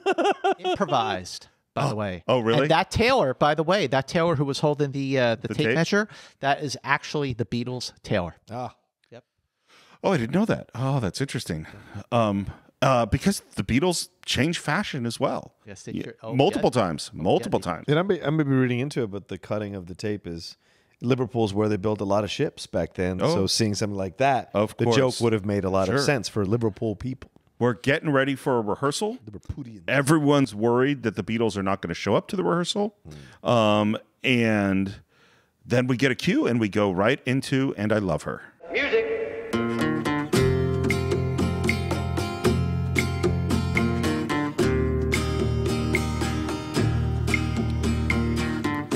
I give her all my love, that's all I do. And if you saw my love, you'd love her too. I love her. And I Love Her. This is Paul's, like, I would say, I mean, you know, Can't Buy Me Love's the fun song, but this is more in tune. Even though Paul has had some amazing rockers over the years, Long Tall Sally, She's a Woman, obviously Helter Skelter, you know, but he was always sort of seen as the ballad guy. And this is one of his very, very best songs that Paul wrote. One of 3 songs that Paul wrote for the Hard Day's Night album. This, Can't Buy Me Love, and one of my all-time favorites, Things We Said Today. Yeah. And I Love Her. Since I knew you were going to ask, Steve. When did they record this and what take did they use? They recorded the song, Steve, in 21 takes on February 25th, 26th, and 27th. The 21st and final take on February 22nd was the one they went with. Wow. All right, then. It's a great song. I mean, is a I great can imagine that if I were a young woman in 1964 and Paul sang this to me, I would swoon. Yeah. Now, while the Beatles were filming A Hard Day's Night in March and April of 1964, on April 4th, 1964, something happened that had never happened before and has not happened since and will never, ever, ever happen again in the history of humanity. Wow. On April 4th, 1964, the Beatles held the top 5 positions on the Billboard Hot 100 chart. It was Can't Buy Me Love. I mean, I know Can't Buy Me Love was number 1 because the song had just come out. And it was on various labels because they had Capitol, they had VJ, they had Swan. So it was like Can't Buy Me Love, I Want to Hold Your Hand, She Loves You, Love Me Do, and what was the other one? I think it was Twist and Shout. Yeah, the top 5 positions. That is amazing. Yep, amazing. And we continue to have different ways that we're filming each of these sort of music numbers. And this one is filmed primarily through the monitors. You know, so we're actually seeing through the way you would see them in a TV shoot. And there is a very important moment in film history in this thing, which is that one of the cameras accidentally flashes one of the lights and gets a huge flare across the screen on Paul, and they leave it in. Up to that point, flares like that were considered a big mistake. Wow. And they go, this flare looks really cool. Yeah. And that is, as far as I know, the first major use of an on-screen flare. J.J. Abrams must have been watching Exactly. that Just movie. about to say, You were going to say that, weren't you, J.J. John? Abrams was bored. We head off to the makeup room. And there's a lot of silliness. Oh, yeah, John- a lot of chaos in yeah. the makeup room because you got the Beatles in there, you got the ballroom dancers in there, you got the German singers in there, and they all want to get made up first. Yep. And then you've got Paul's grandfather who utters the classic line, which was lifted from real life, where the grandfather says, "I've been in a train and a room and a car and a room and a room and a room." And in actuality, John Lennon was saying that line, you know, about his experiences of Beatlemania, and Alan Owen just said gold. That's and awesome. Lifted it right there. Yep. And there's Paul doing Shakespeare. There's Ringo wearing silly wigs. There's all sorts of just plain silliness going on. And then we're back on stage, and there's a dancer, and in come the Beatles and do a little dancing with them on. Okay. The choreographer, they come into a choreographed sort of musical version of Happy Just to Dance with You. So then John just sort of like, you know, says, why don't we just do the show right here? Yeah! And then they launch into Happy Just to Dance with You, which is sung by George, but written by John and recorded in 4 takes on March 1st in Studio 2. The rhythm track was take 2. The vocal track was take 4. Wow. It's so funny to think about where Beatles recording went later on, where they're there for weeks and months with all of, you think about what they're doing on Sergeant Pepper and all the ridiculous layers and reversing and pitch shifting and all the stuff they're doing, and here they're doing something in 4 takes. But yeah, I was going to say, like one thing I noticed on the White Album, the deluxe version, there's a song that George recorded for the White Album that was not used called "Not Guilty." And I'm looking at the liner notes, and they did 102 versions. Wow. Of Not Guilty, and yet let's just use to take 4 of Happy Just to Dance with You, or take 4 of Can't Buy Me Love. Right. Who needs 102 takes? Sometimes I wonder if the laborious nature of the later albums added too much to the friction of the group. Because you're exploring so many different sounds, so you're in the studio longer with the same guys all day, doing all the things that you're doing, and then you bring in, of course, the elements of Yoko and all the other outside, and not just her, but all the other outside elements coming in. All of that must have eventually just been such a hard thing for them to get over. There's really so much that led to their dissolution. Starting with, they stopped touring. And even though they hated touring, even though they were sick of just not being heard and just the craziness of it, the fact that they were touring, really sort of kept their unity as a band. Right. And after they sort of, it was them against the world type of thing, as opposed to against each other. Yeah. And the first album they recorded after that, where they've really retreated to the studio, was really the last time they did work together as a real band, which was Sgt. Pepper. And then after that, they got into the friction because John started bringing Yoko into the studio, but there was also the fact that Brian Epstein had died, and now it's like, who's going to lead us? Brian dealt with a lot of the business decisions. The Beatles took care of the music, and they were already strung out on drugs. And when Paul tried to be bossy, the other 3 guys resented it. And then they started Apple. Apple was a mess. Apple was losing money. And then Alan Klein comes in to sort of take over as their manager. It was just one bad thing after another. And it's no wonder that the Beatles eventually broke up. Well, and to me, it's so, to think about, they're a band for 10 years-ish, and they produce more music in those 10 years. And it's funny, I think when all of them showed up on iTunes, I decided to just I'm just going to start on the first album, and I'm going to listen chronologically through all of them. And it's so crazy to hear how they evolve in little steps, and that huge shift, and then different, and then that they go off. By the time you get in the White Album, they're going off in every different direction, because George has gone off to India, and there's all just this stuff. And you go I don't know. They packed 50 years of musical evolution into 10, and I don't know who could survive that intensity. When you look at intensity, when you look at the Beatles in A Hard Day's Night, that the pictures that were taken on the set, maybe even a little bit before, when they came, that early fall 1964 look, where they were still having fun, they still liked being Beatles, and yet 4 years later, they're recording the White Album, and the pictures taken in July of 1968 when they went around London during their Mad Day Out, and the images of John with the long hair and the glasses, and Ringo with the mustache, and this was just 4 years later, but it looked like it was 20 years later. Yeah. They aged fast. Yeah. In a very short period of time. Yeah. We head off to the green room, and Grandpa's there.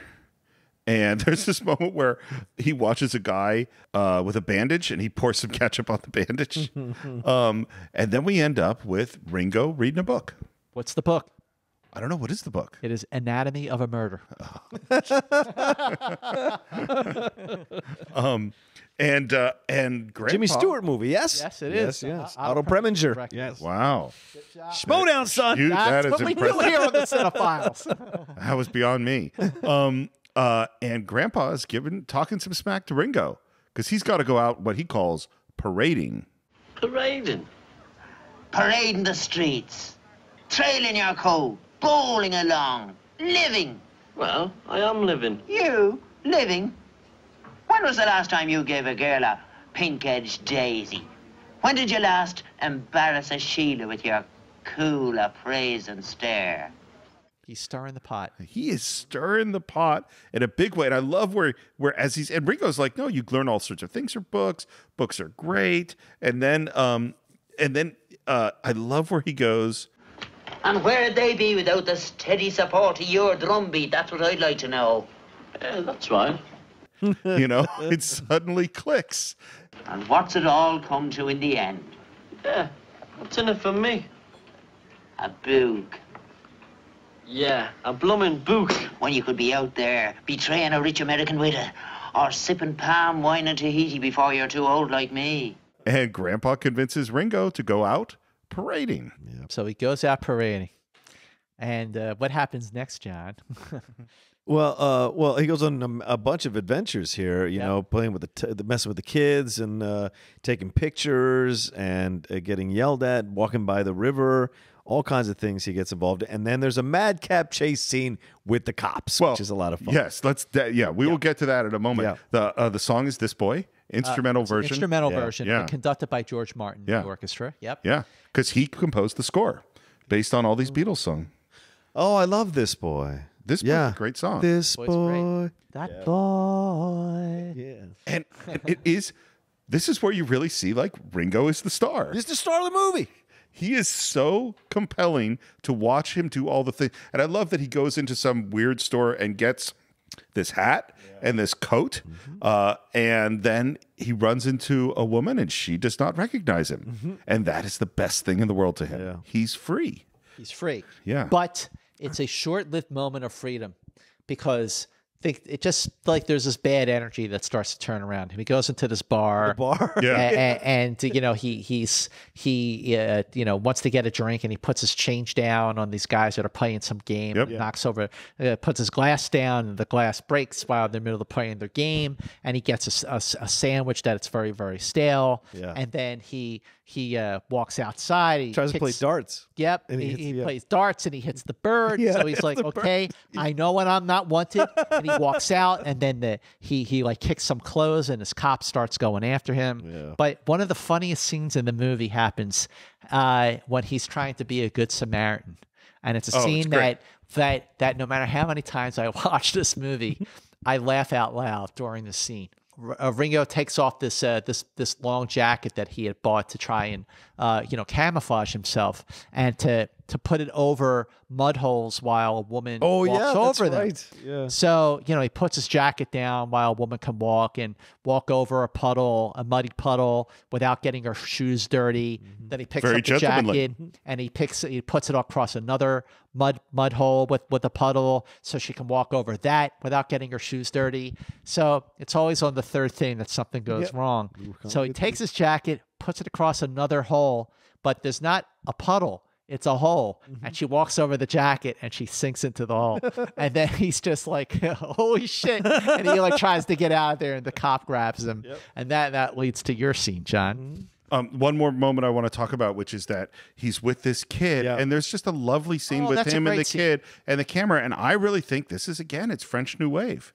Like this could very much be out of the French New Wave. Jules and Jim or 400 Blows, very much similar. It's just kind of very real and out in the world in a very non-Hollywoodish sort of way, and it's kind of a lovely scene. And the kid goes like, I'm a deserter, and Ringo says, I'm a deserter too.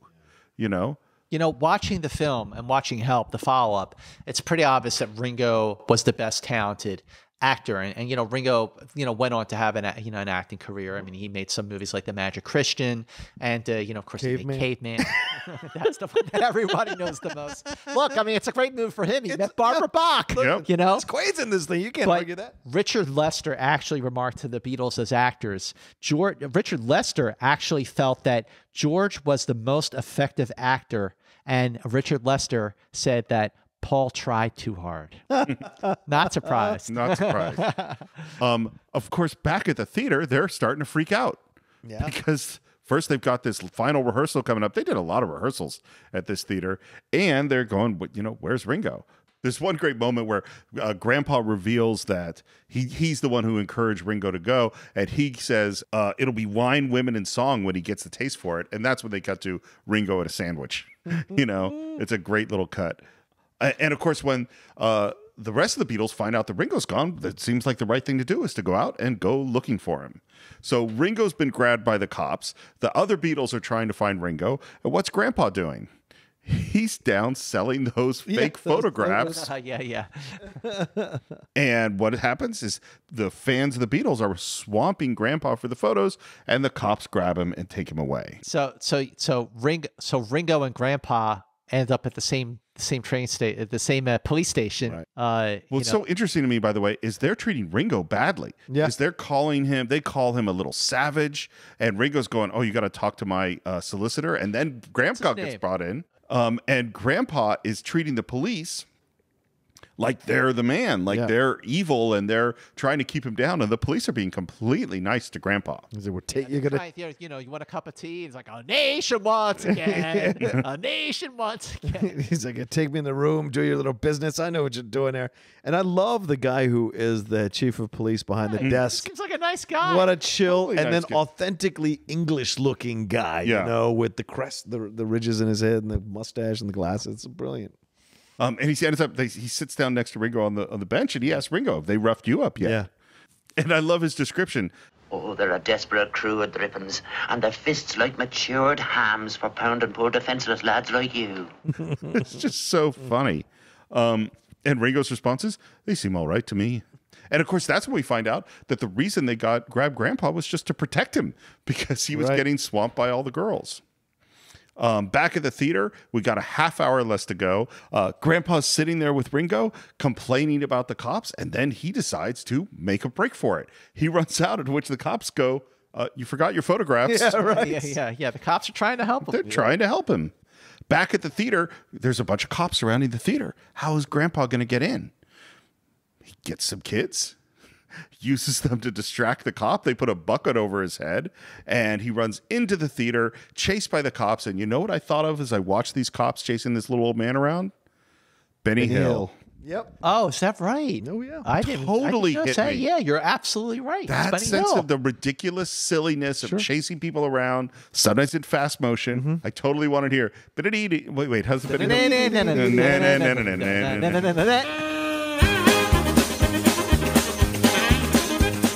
Yakety sax. That's totally what I thought. And of course, that he tells the rest of the Beatles that the police have Ringo. Yeah. Can't buy me love. Can't buy me love. But we've only got 20 minutes. Can't buy me love. So, of course, why play Can't Buy Me Love once when you can play it twice? And this is really the Keystone Cops. It's so funny. Full on. It's so funny when you see the cops running after the Beatles, and then the Beatles come back. They go back into the police station, and John's all out of breath, and he just catches his breath, and then he runs out again, and then there's more cops going after the Beatles. And this guy trying to steal a car. It's so fun. That guy It's just so gives up fun. after a while. It's so the fun. third time, he's like, I'm just going to steal it. Oh, it's great. Well, there's also a moment where the guy who's trying to steal the car, a cop gets in the car and says, "Follow that's that right. car," which to me is totally like a Fletch kind of moment. Totally. The Citizen Kane of comedy. Wait a minute. No, wait a minute. Wait just a minute. We might have to find the Citizen Kane of comedy, though. Maybe that's the... It's Airplane. Okay, so... There it is. There it is. So here's the thing. We talked about doing Airplane at the end of Wrath of Khan. That's right. Here's why I got nervous about it, and I will leave it to you. Is my worry about doing Airplane is it's just going to be, then this line is so funny, and then this line is so funny, and then this That line doesn't is so sound funny. like a terrible episode to me, Steve. All right. What's the problem? Okay, done. What's your Done. problem, Steve? All right. Jesus, shake. All right. Airplane is next. The Citizen Kane of comedy. Striker. I knew I picked the last day to stop sniffing glue. Fuck, it's getting thicker. Leon's getting larger. That movie's so funny. But we're not in Airplane. We're back at the theater. How do we go from A Hard Day's Night to Airplane? Back to A Hard Day's Night. That's right. Cine-Files is very efficient in its segues. If nothing else. We're back at the theater, and finally we get inside. We got Grandpa there. We got all the Beatles there. Paul is mad at Grandpa because for good reason. And I love he says, You see, your trouble. You should have gone west to America. You would have been a senior citizen of Boston. But you took a wrong turn, and what happened? You're a lonely old man from Liverpool. But I'm clean. Are you? and the girls have started screaming because the show is about to actually begin. This is the payoff. This is the moment of truth. Yep. The piece de resistance, a Beatles concert. Yeah. Where you actually hear the music. Yeah, exactly.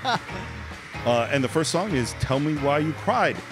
Tell me why you cried and why you lied to me. Scott. Oh my gosh. Tell me why. I don't have that What? down here. What? I don't have Tell Me Why. What? I don't have Tell Me Why. Although it is track number 5 on the CD, on the album. Tell Me Why is a great song. How could I not have Tell Me Why?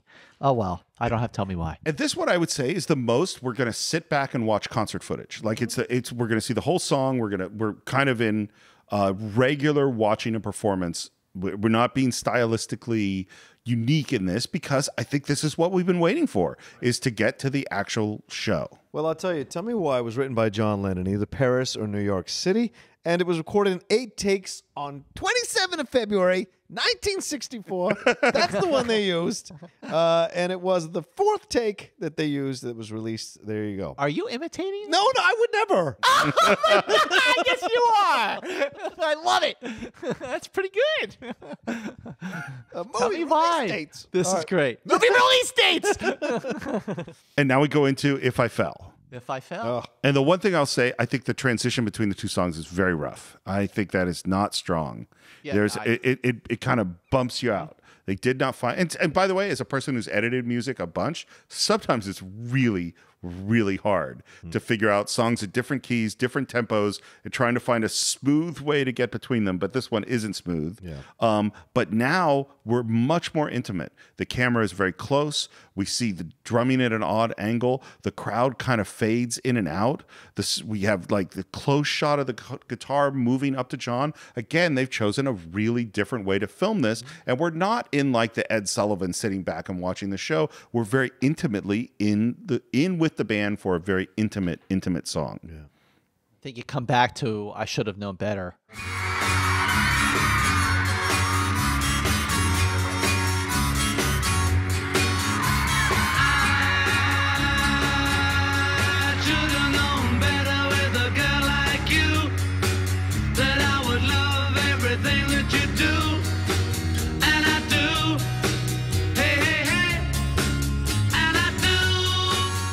Sort of a bookend to the movie because it was the first I'm not including the opening credits, but the first song you see the sort of Beatles surrealistically perform. Yeah.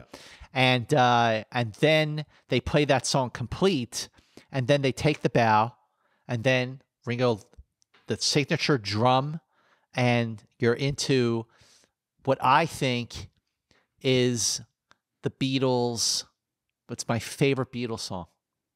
She Loves You. She Loves You. Wow. She Loves You is my favorite Beatles song. I think She Loves You is a better song than I Want to Hold Your Hand. It has more energy.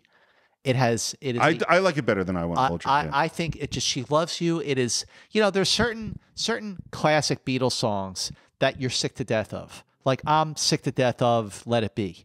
If I never hear Let It Be or Yesterday Ever Again, I'm actually okay with that. Paul is very upset with you about that. But there are other classic Beatles songs that I never get tired of, that no matter how many times I hear it, whenever I do hear it, I keep it on or I turn it up. She Loves You is one of them. That's why it's my favorite. It's so funny that you're an early Beatles guy. I love the early stuff. And I'm a late Beatles guy. Is that right? I mean, I love them all. I mean, I love the whole thing. But no, if I could, none of those would be in my top 10 Beatles songs. Yeah. It all would be off of Sgt. Pepper and My Let It Be top and- 10 Beatles songs are between like Please Please Me and Help. Of those albums. Yeah, I love the early stuff. I'm a middle Beatles guy. Like the So night before. you're Revolver, Rubber Soul. Rubber Soul, and Sgt. Pepper's. Yeah. Those right. are my three Yeah, like favorites. the Sgt. night Pepper I before. could listen to over and over again on repeat till I'm dead. The Night Before, Another Girl, You're Gonna Lose That Girl, Can't Buy Me Love, She Loves You, Things We Said Today, All My Loving, Thank You Girl, which is the B-side to From Me to You. Oh, yeah. I'm all about the early stuff. Wow, fascinating. Yep. I love it all, and I love both of you for loving the sections of Beatles that you love. Right now, And I will say something else. She Loves You also, because that is the song we're in the middle. And this is the song where we really shift to the crowd. And you really see the screamers. Yeah, man. Crazy. Yeah, absolutely crazy. And of course, this was what it was to see a Beatles concert. I can't imagine. I'm a relatively emotionally restrained person. I can't imagine what it was that would make someone scream and weep uncontrollably at a concert for an hour or two. Well, try and imagine you're a 14-year-old girl. I am. Okay, And, got it. that channel that inner 14-year-old girl, Steve. Just reach into that 14-year-old girl. And no, listen, I think got a little weird. She's in there somewhere. My theories about why the world went nuts. The UK went crazy, and then the Beatles went to America, like maybe 2 months after JFK's assassination. Yeah. That's what it was. Yeah. That's what it was. That was a big release, a cathartic moment for a nation in mourning, that it was okay to smile and find joy again. And that after this rock star president was taken away from them, and here come these 4 guys with weird suits and long hair, and that they sing this incredible music, and it gave them a reason to find joy and be happy again. And that had and then from there, that just the rest of the country saw that and picked up on it. Yep. That has so much to do with just the timing. It wasn't just it's the Beatles, and it had so much to do with how what was going on in the country at the time. Well, you could argue that with Sinatra too, coming out of World War II. Sure. The same, the Bobby Soxers, all of that is that release of the sadness of the World War.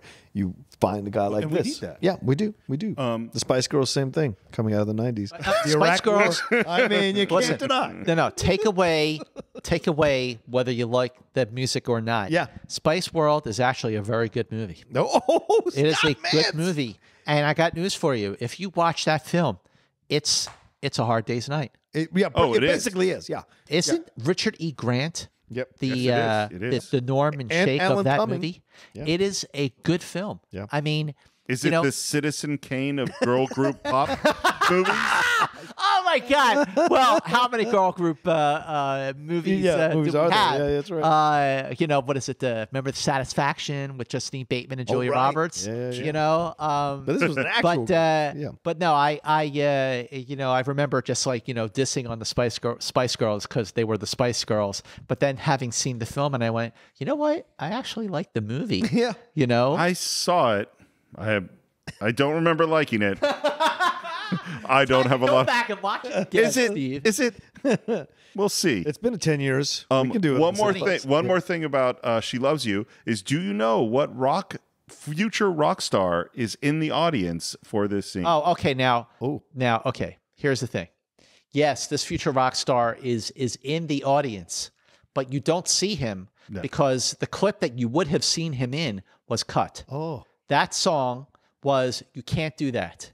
The Beatles, recorded a version of "You Can't Do That" for the movie A Hard Day's Night, and in the audience, and you see him during this scene is Phil Collins. Oh, wow. Like 12 years old or something like he's that. this kid. How funny. And if you watch the clip, the deleted scene of "You Can't Do That," you can catch young Phil Collins. Wow. But because that song, "You Can't Do That," was cut from the actual movie, you never see it.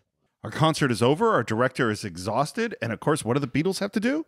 They have to head off for their Gotta next gig. Catch another concert. Yep. And I love that Shake turns to this Lennon and says, "There's only one thing I have to say to you, John Lennon. What's that? You're a swine." Bobby the. And they run off to that helicopter. I would argue that is the only inauthentic moment in the movie. That you're a swine? Yeah. Shake would have never gotten the best of John. And it's not an earned comeback. So it works because it's funny in a way, but I also think it's the most inauthentic moment in the movie. We take off in the helicopter, drop those Beatles photos. This is great. They're showering down, and now you have the ending credits. The ending credits are the montage of photographs taken by Robert Freeman, who took those famous, headshots that lined the album cover. On the United Artists soundtrack album, the red album that has the 7 songs in the movie, plus the instrumental of This Boy and other incidental music in the film, that was the sort of half from the noses up, just seeing the foreheads and the hair of the 4 shots of John, Paul, George, and Ringo. But the actual British album, the proper Hard Day's Night album, which has on side A, it's A Hard Day's Night, I Should Have Known Better, If I Fell, Happy Just to Dance With You, and I Love Her, Tell Me Why, and Can't Buy Me Love. And on side B, it's Anytime at All, I'll Cry Instead, Things We Said Today, When I Get Home, You Can't Do That, and I'll Be Back. That album, with the 4 shots of John, the 4 of Paul, the 4 of George, and the 4 of Ringo. Those shots were all taken during a massive photo session by Robert Freeman, and those photos are what we see at the end during the closing credits of A Hard Day's Night. Oh, cool. Did you like that I just gave you the entire Hard Day's Night album You did. in order on side A and side B? I am blown away. I care, mister. You do. That is how this man. A lesson for all future guests of the Cine-Files. Yeah, Let's don't- study this episode. Exactly. Don't sing it. Bring it. So we've reached the end of the film. And of course, as they're releasing this movie, nobody has any idea what this is going to be. So they go, because one of the things that, particularly back in the day, they had to do was figure out how many prints of this movie are we going to make? Yeah. How many theaters is this going to play in? And they go, well, we'll just put out a few. Within a couple of months, there were 1,600 prints in circulation. Wow. 1964, that's amazing. 1,600 theaters are playing this simultaneously. It is a monster, huge, massive hit. That totally, I really say, this is where the studio system, I believe, started to go, we don't know what we're doing. Yeah. That leads to 3 years from now is The Graduate. 3 years from now is Bonnie and Clyde. Good point. Right, we're coming right up on Easy Rider. Yep. Like all these films that are going, oh, we're going to be run by the youth culture. That's a good point, because in 1964, you had movies like Dr. Strangelove. Right. You had Mary Poppins. Yep. You had Goldfinger. You had Viva Las Vegas. But really, this is just sort of like leading into that massive fundamental shift in the system, which was 1967, which was really clarified by the diversity of the films that were nominated for Best Picture that year. That's a fascinating year. Fascinating year. The Dr. Dolittle, In the Heat of the Night, Guess Who's Coming to Dinner, The Graduate, and Bonnie and Clyde. Yep. That those are the movies, and they're no two are from the same side of the brain. And then after that, like you said, 69, Midnight Cowboy, and Easy Rider, and then you're into the new Hollywood of the early 70s with Altman, Scorsese, Coppola, Hal Ashby. Ugh. What's great. funny that just occurred to me as you were saying that, because I was thinking about wow, the distance between Mary Poppins and Viva Las Vegas to Midnight Cowboy, and those films is, and then we were also talking about the distance between the Beatles' first album and the Beatles' last album.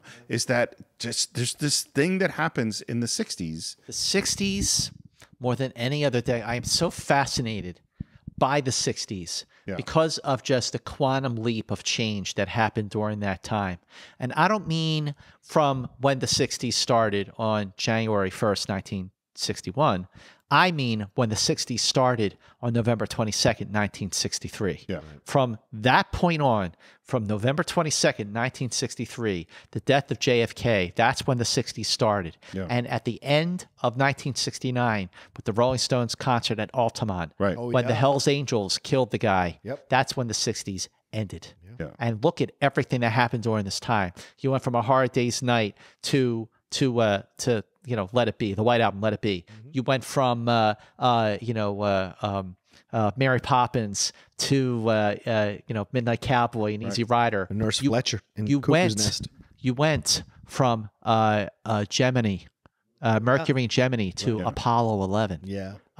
You went from just an occupation of Vietnam to a mess in Vietnam, and it all happened within just a few years. No, it's absolutely, and I think this movie is a key marker, a milestone on that journey. You know, I think this is the beginning of it. Yeah. John, what are your final thoughts on A Hard Day's Night? Final thoughts on A Hard Day's Night. If you're listening to us, a lot of you guys listen to us before you watch the movie. You listen to us break it down, which I always find fascinating. I would never do this, but I respect film fans who do it. A lot of our Cinephile fans say, you guys motivate me to watch certain movies. Sometimes I'll listen to your episode and then go into the movie. I envy every single person who's never seen A Hard Day's Night, who's listened to us break this thing down and is about to experience it for the first time. You are going to have a permanent grin on your face the whole time while you're watching the movie. You're going to fall in love with these songs again, fall in love with the Beatles at this time in their lives, before all the crap that came, before all the lunacy that came afterwards, before all the, you know, the infighting and all the separation. And will John and Paul ever get back together? Will they perform then John's assassination? All of that is still way out there in the future. When you go and watch A Hard Day's Night, you go back and enjoy the vibrancy of your own youth, how you were in your 20s and how crazy it was and how fun and how much you loved, like poking fun at the establishment and running around and doing the things you're doing. This is what I think is the biggest takeaway from the movie is it captures the essence of youth and enjoyment and hubris of your 20s in a way that's so perfectly done, and the perfect vehicle in the Beatles to do that for you. And so that's why I always go back to it. Whenever I'm like needing a remembrance of being young again, I'll put on Hard Day's Night and I'll smile all through it. And so I encourage anyone who maybe even hasn't seen it in a while to go back and enjoy the movie again. Maybe you're having a tough day in your life or you maybe in your tough moments in your life, go and watch this movie. It'll at least make you smile, and it might even make you a little bit happy. Absolutely. That was beautiful. What do you think? That was absolutely beautiful, John.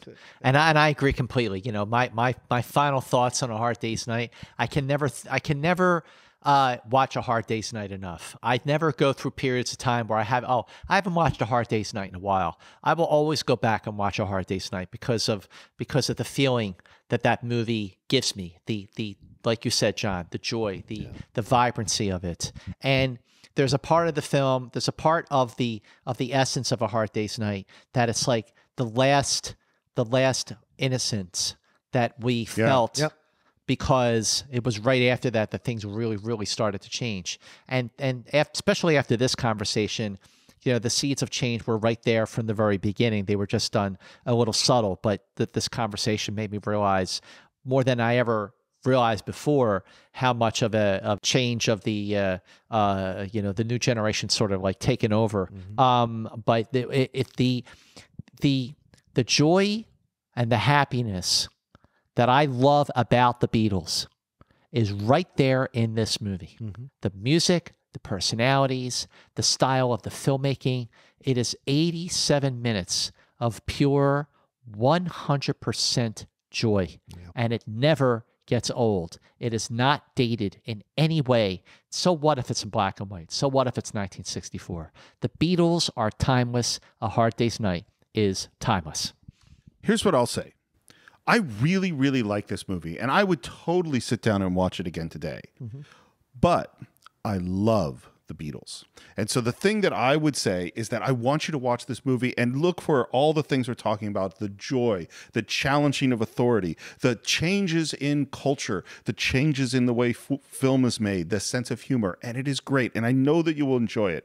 But if you haven't listened to the Beatles, what I would say is start listening. And I know a lot of you out there who are younger is going, oh, here's these old guys again talking about the Beatles, blah, blah, blah, the Beatles, the Beatles.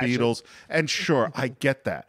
But I'm telling you, take some time and go listen to them. Listen to the early music and think of Scott Mantz. Listen to the middle years and think of John Roca. And listen to those later albums and think of me. And take the time to listen to the evolution of music.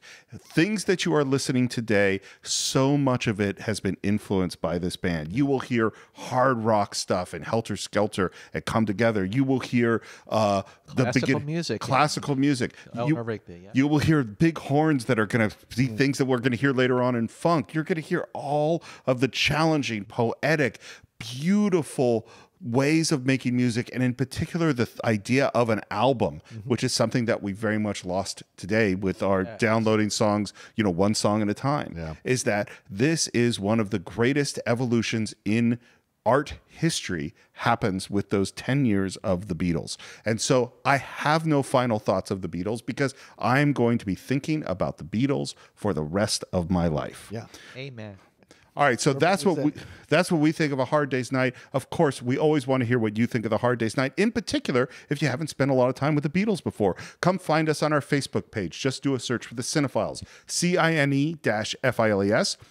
Go on iTunes and subscribe to the podcast. It's the best way for people to get our podcast, and leave a review while you're there. They're really important. If you can't do iTunes, maybe do YouTube, maybe do Stitcher, maybe do TuneIn, use Google Play. Lots of ways to do our podcast. You could even visit our website at thecine-files.net, Cine-Files.net. All of our episodes are there. You can buy all the movies there. You can stream them through Amazon Prime. And if you want to support the show, you can do it on Patreon, patreon.com/thecine-files. You can pledge and hear additional audio content from us, see announcements from us. You can pledge to pick a movie that we're actually going to review on the show. And if you wanted to reach me, well, you could do it on Twitter at SR Morris. John, where could they reach you? You can always reach me at The Roca Says on Twitter and on Instagram. And, of course, the Top 10 Show under the Schmoes Know feed. Go there on iTunes. Go to the Schmoes Know feed. Subscribe to them, and you'll get Top 10 every week. And if you haven't bought your ticket, speaking of the Beatles, speaking of London, speaking of the UK, if you have not bought your tickets to come see Matt Nose and I do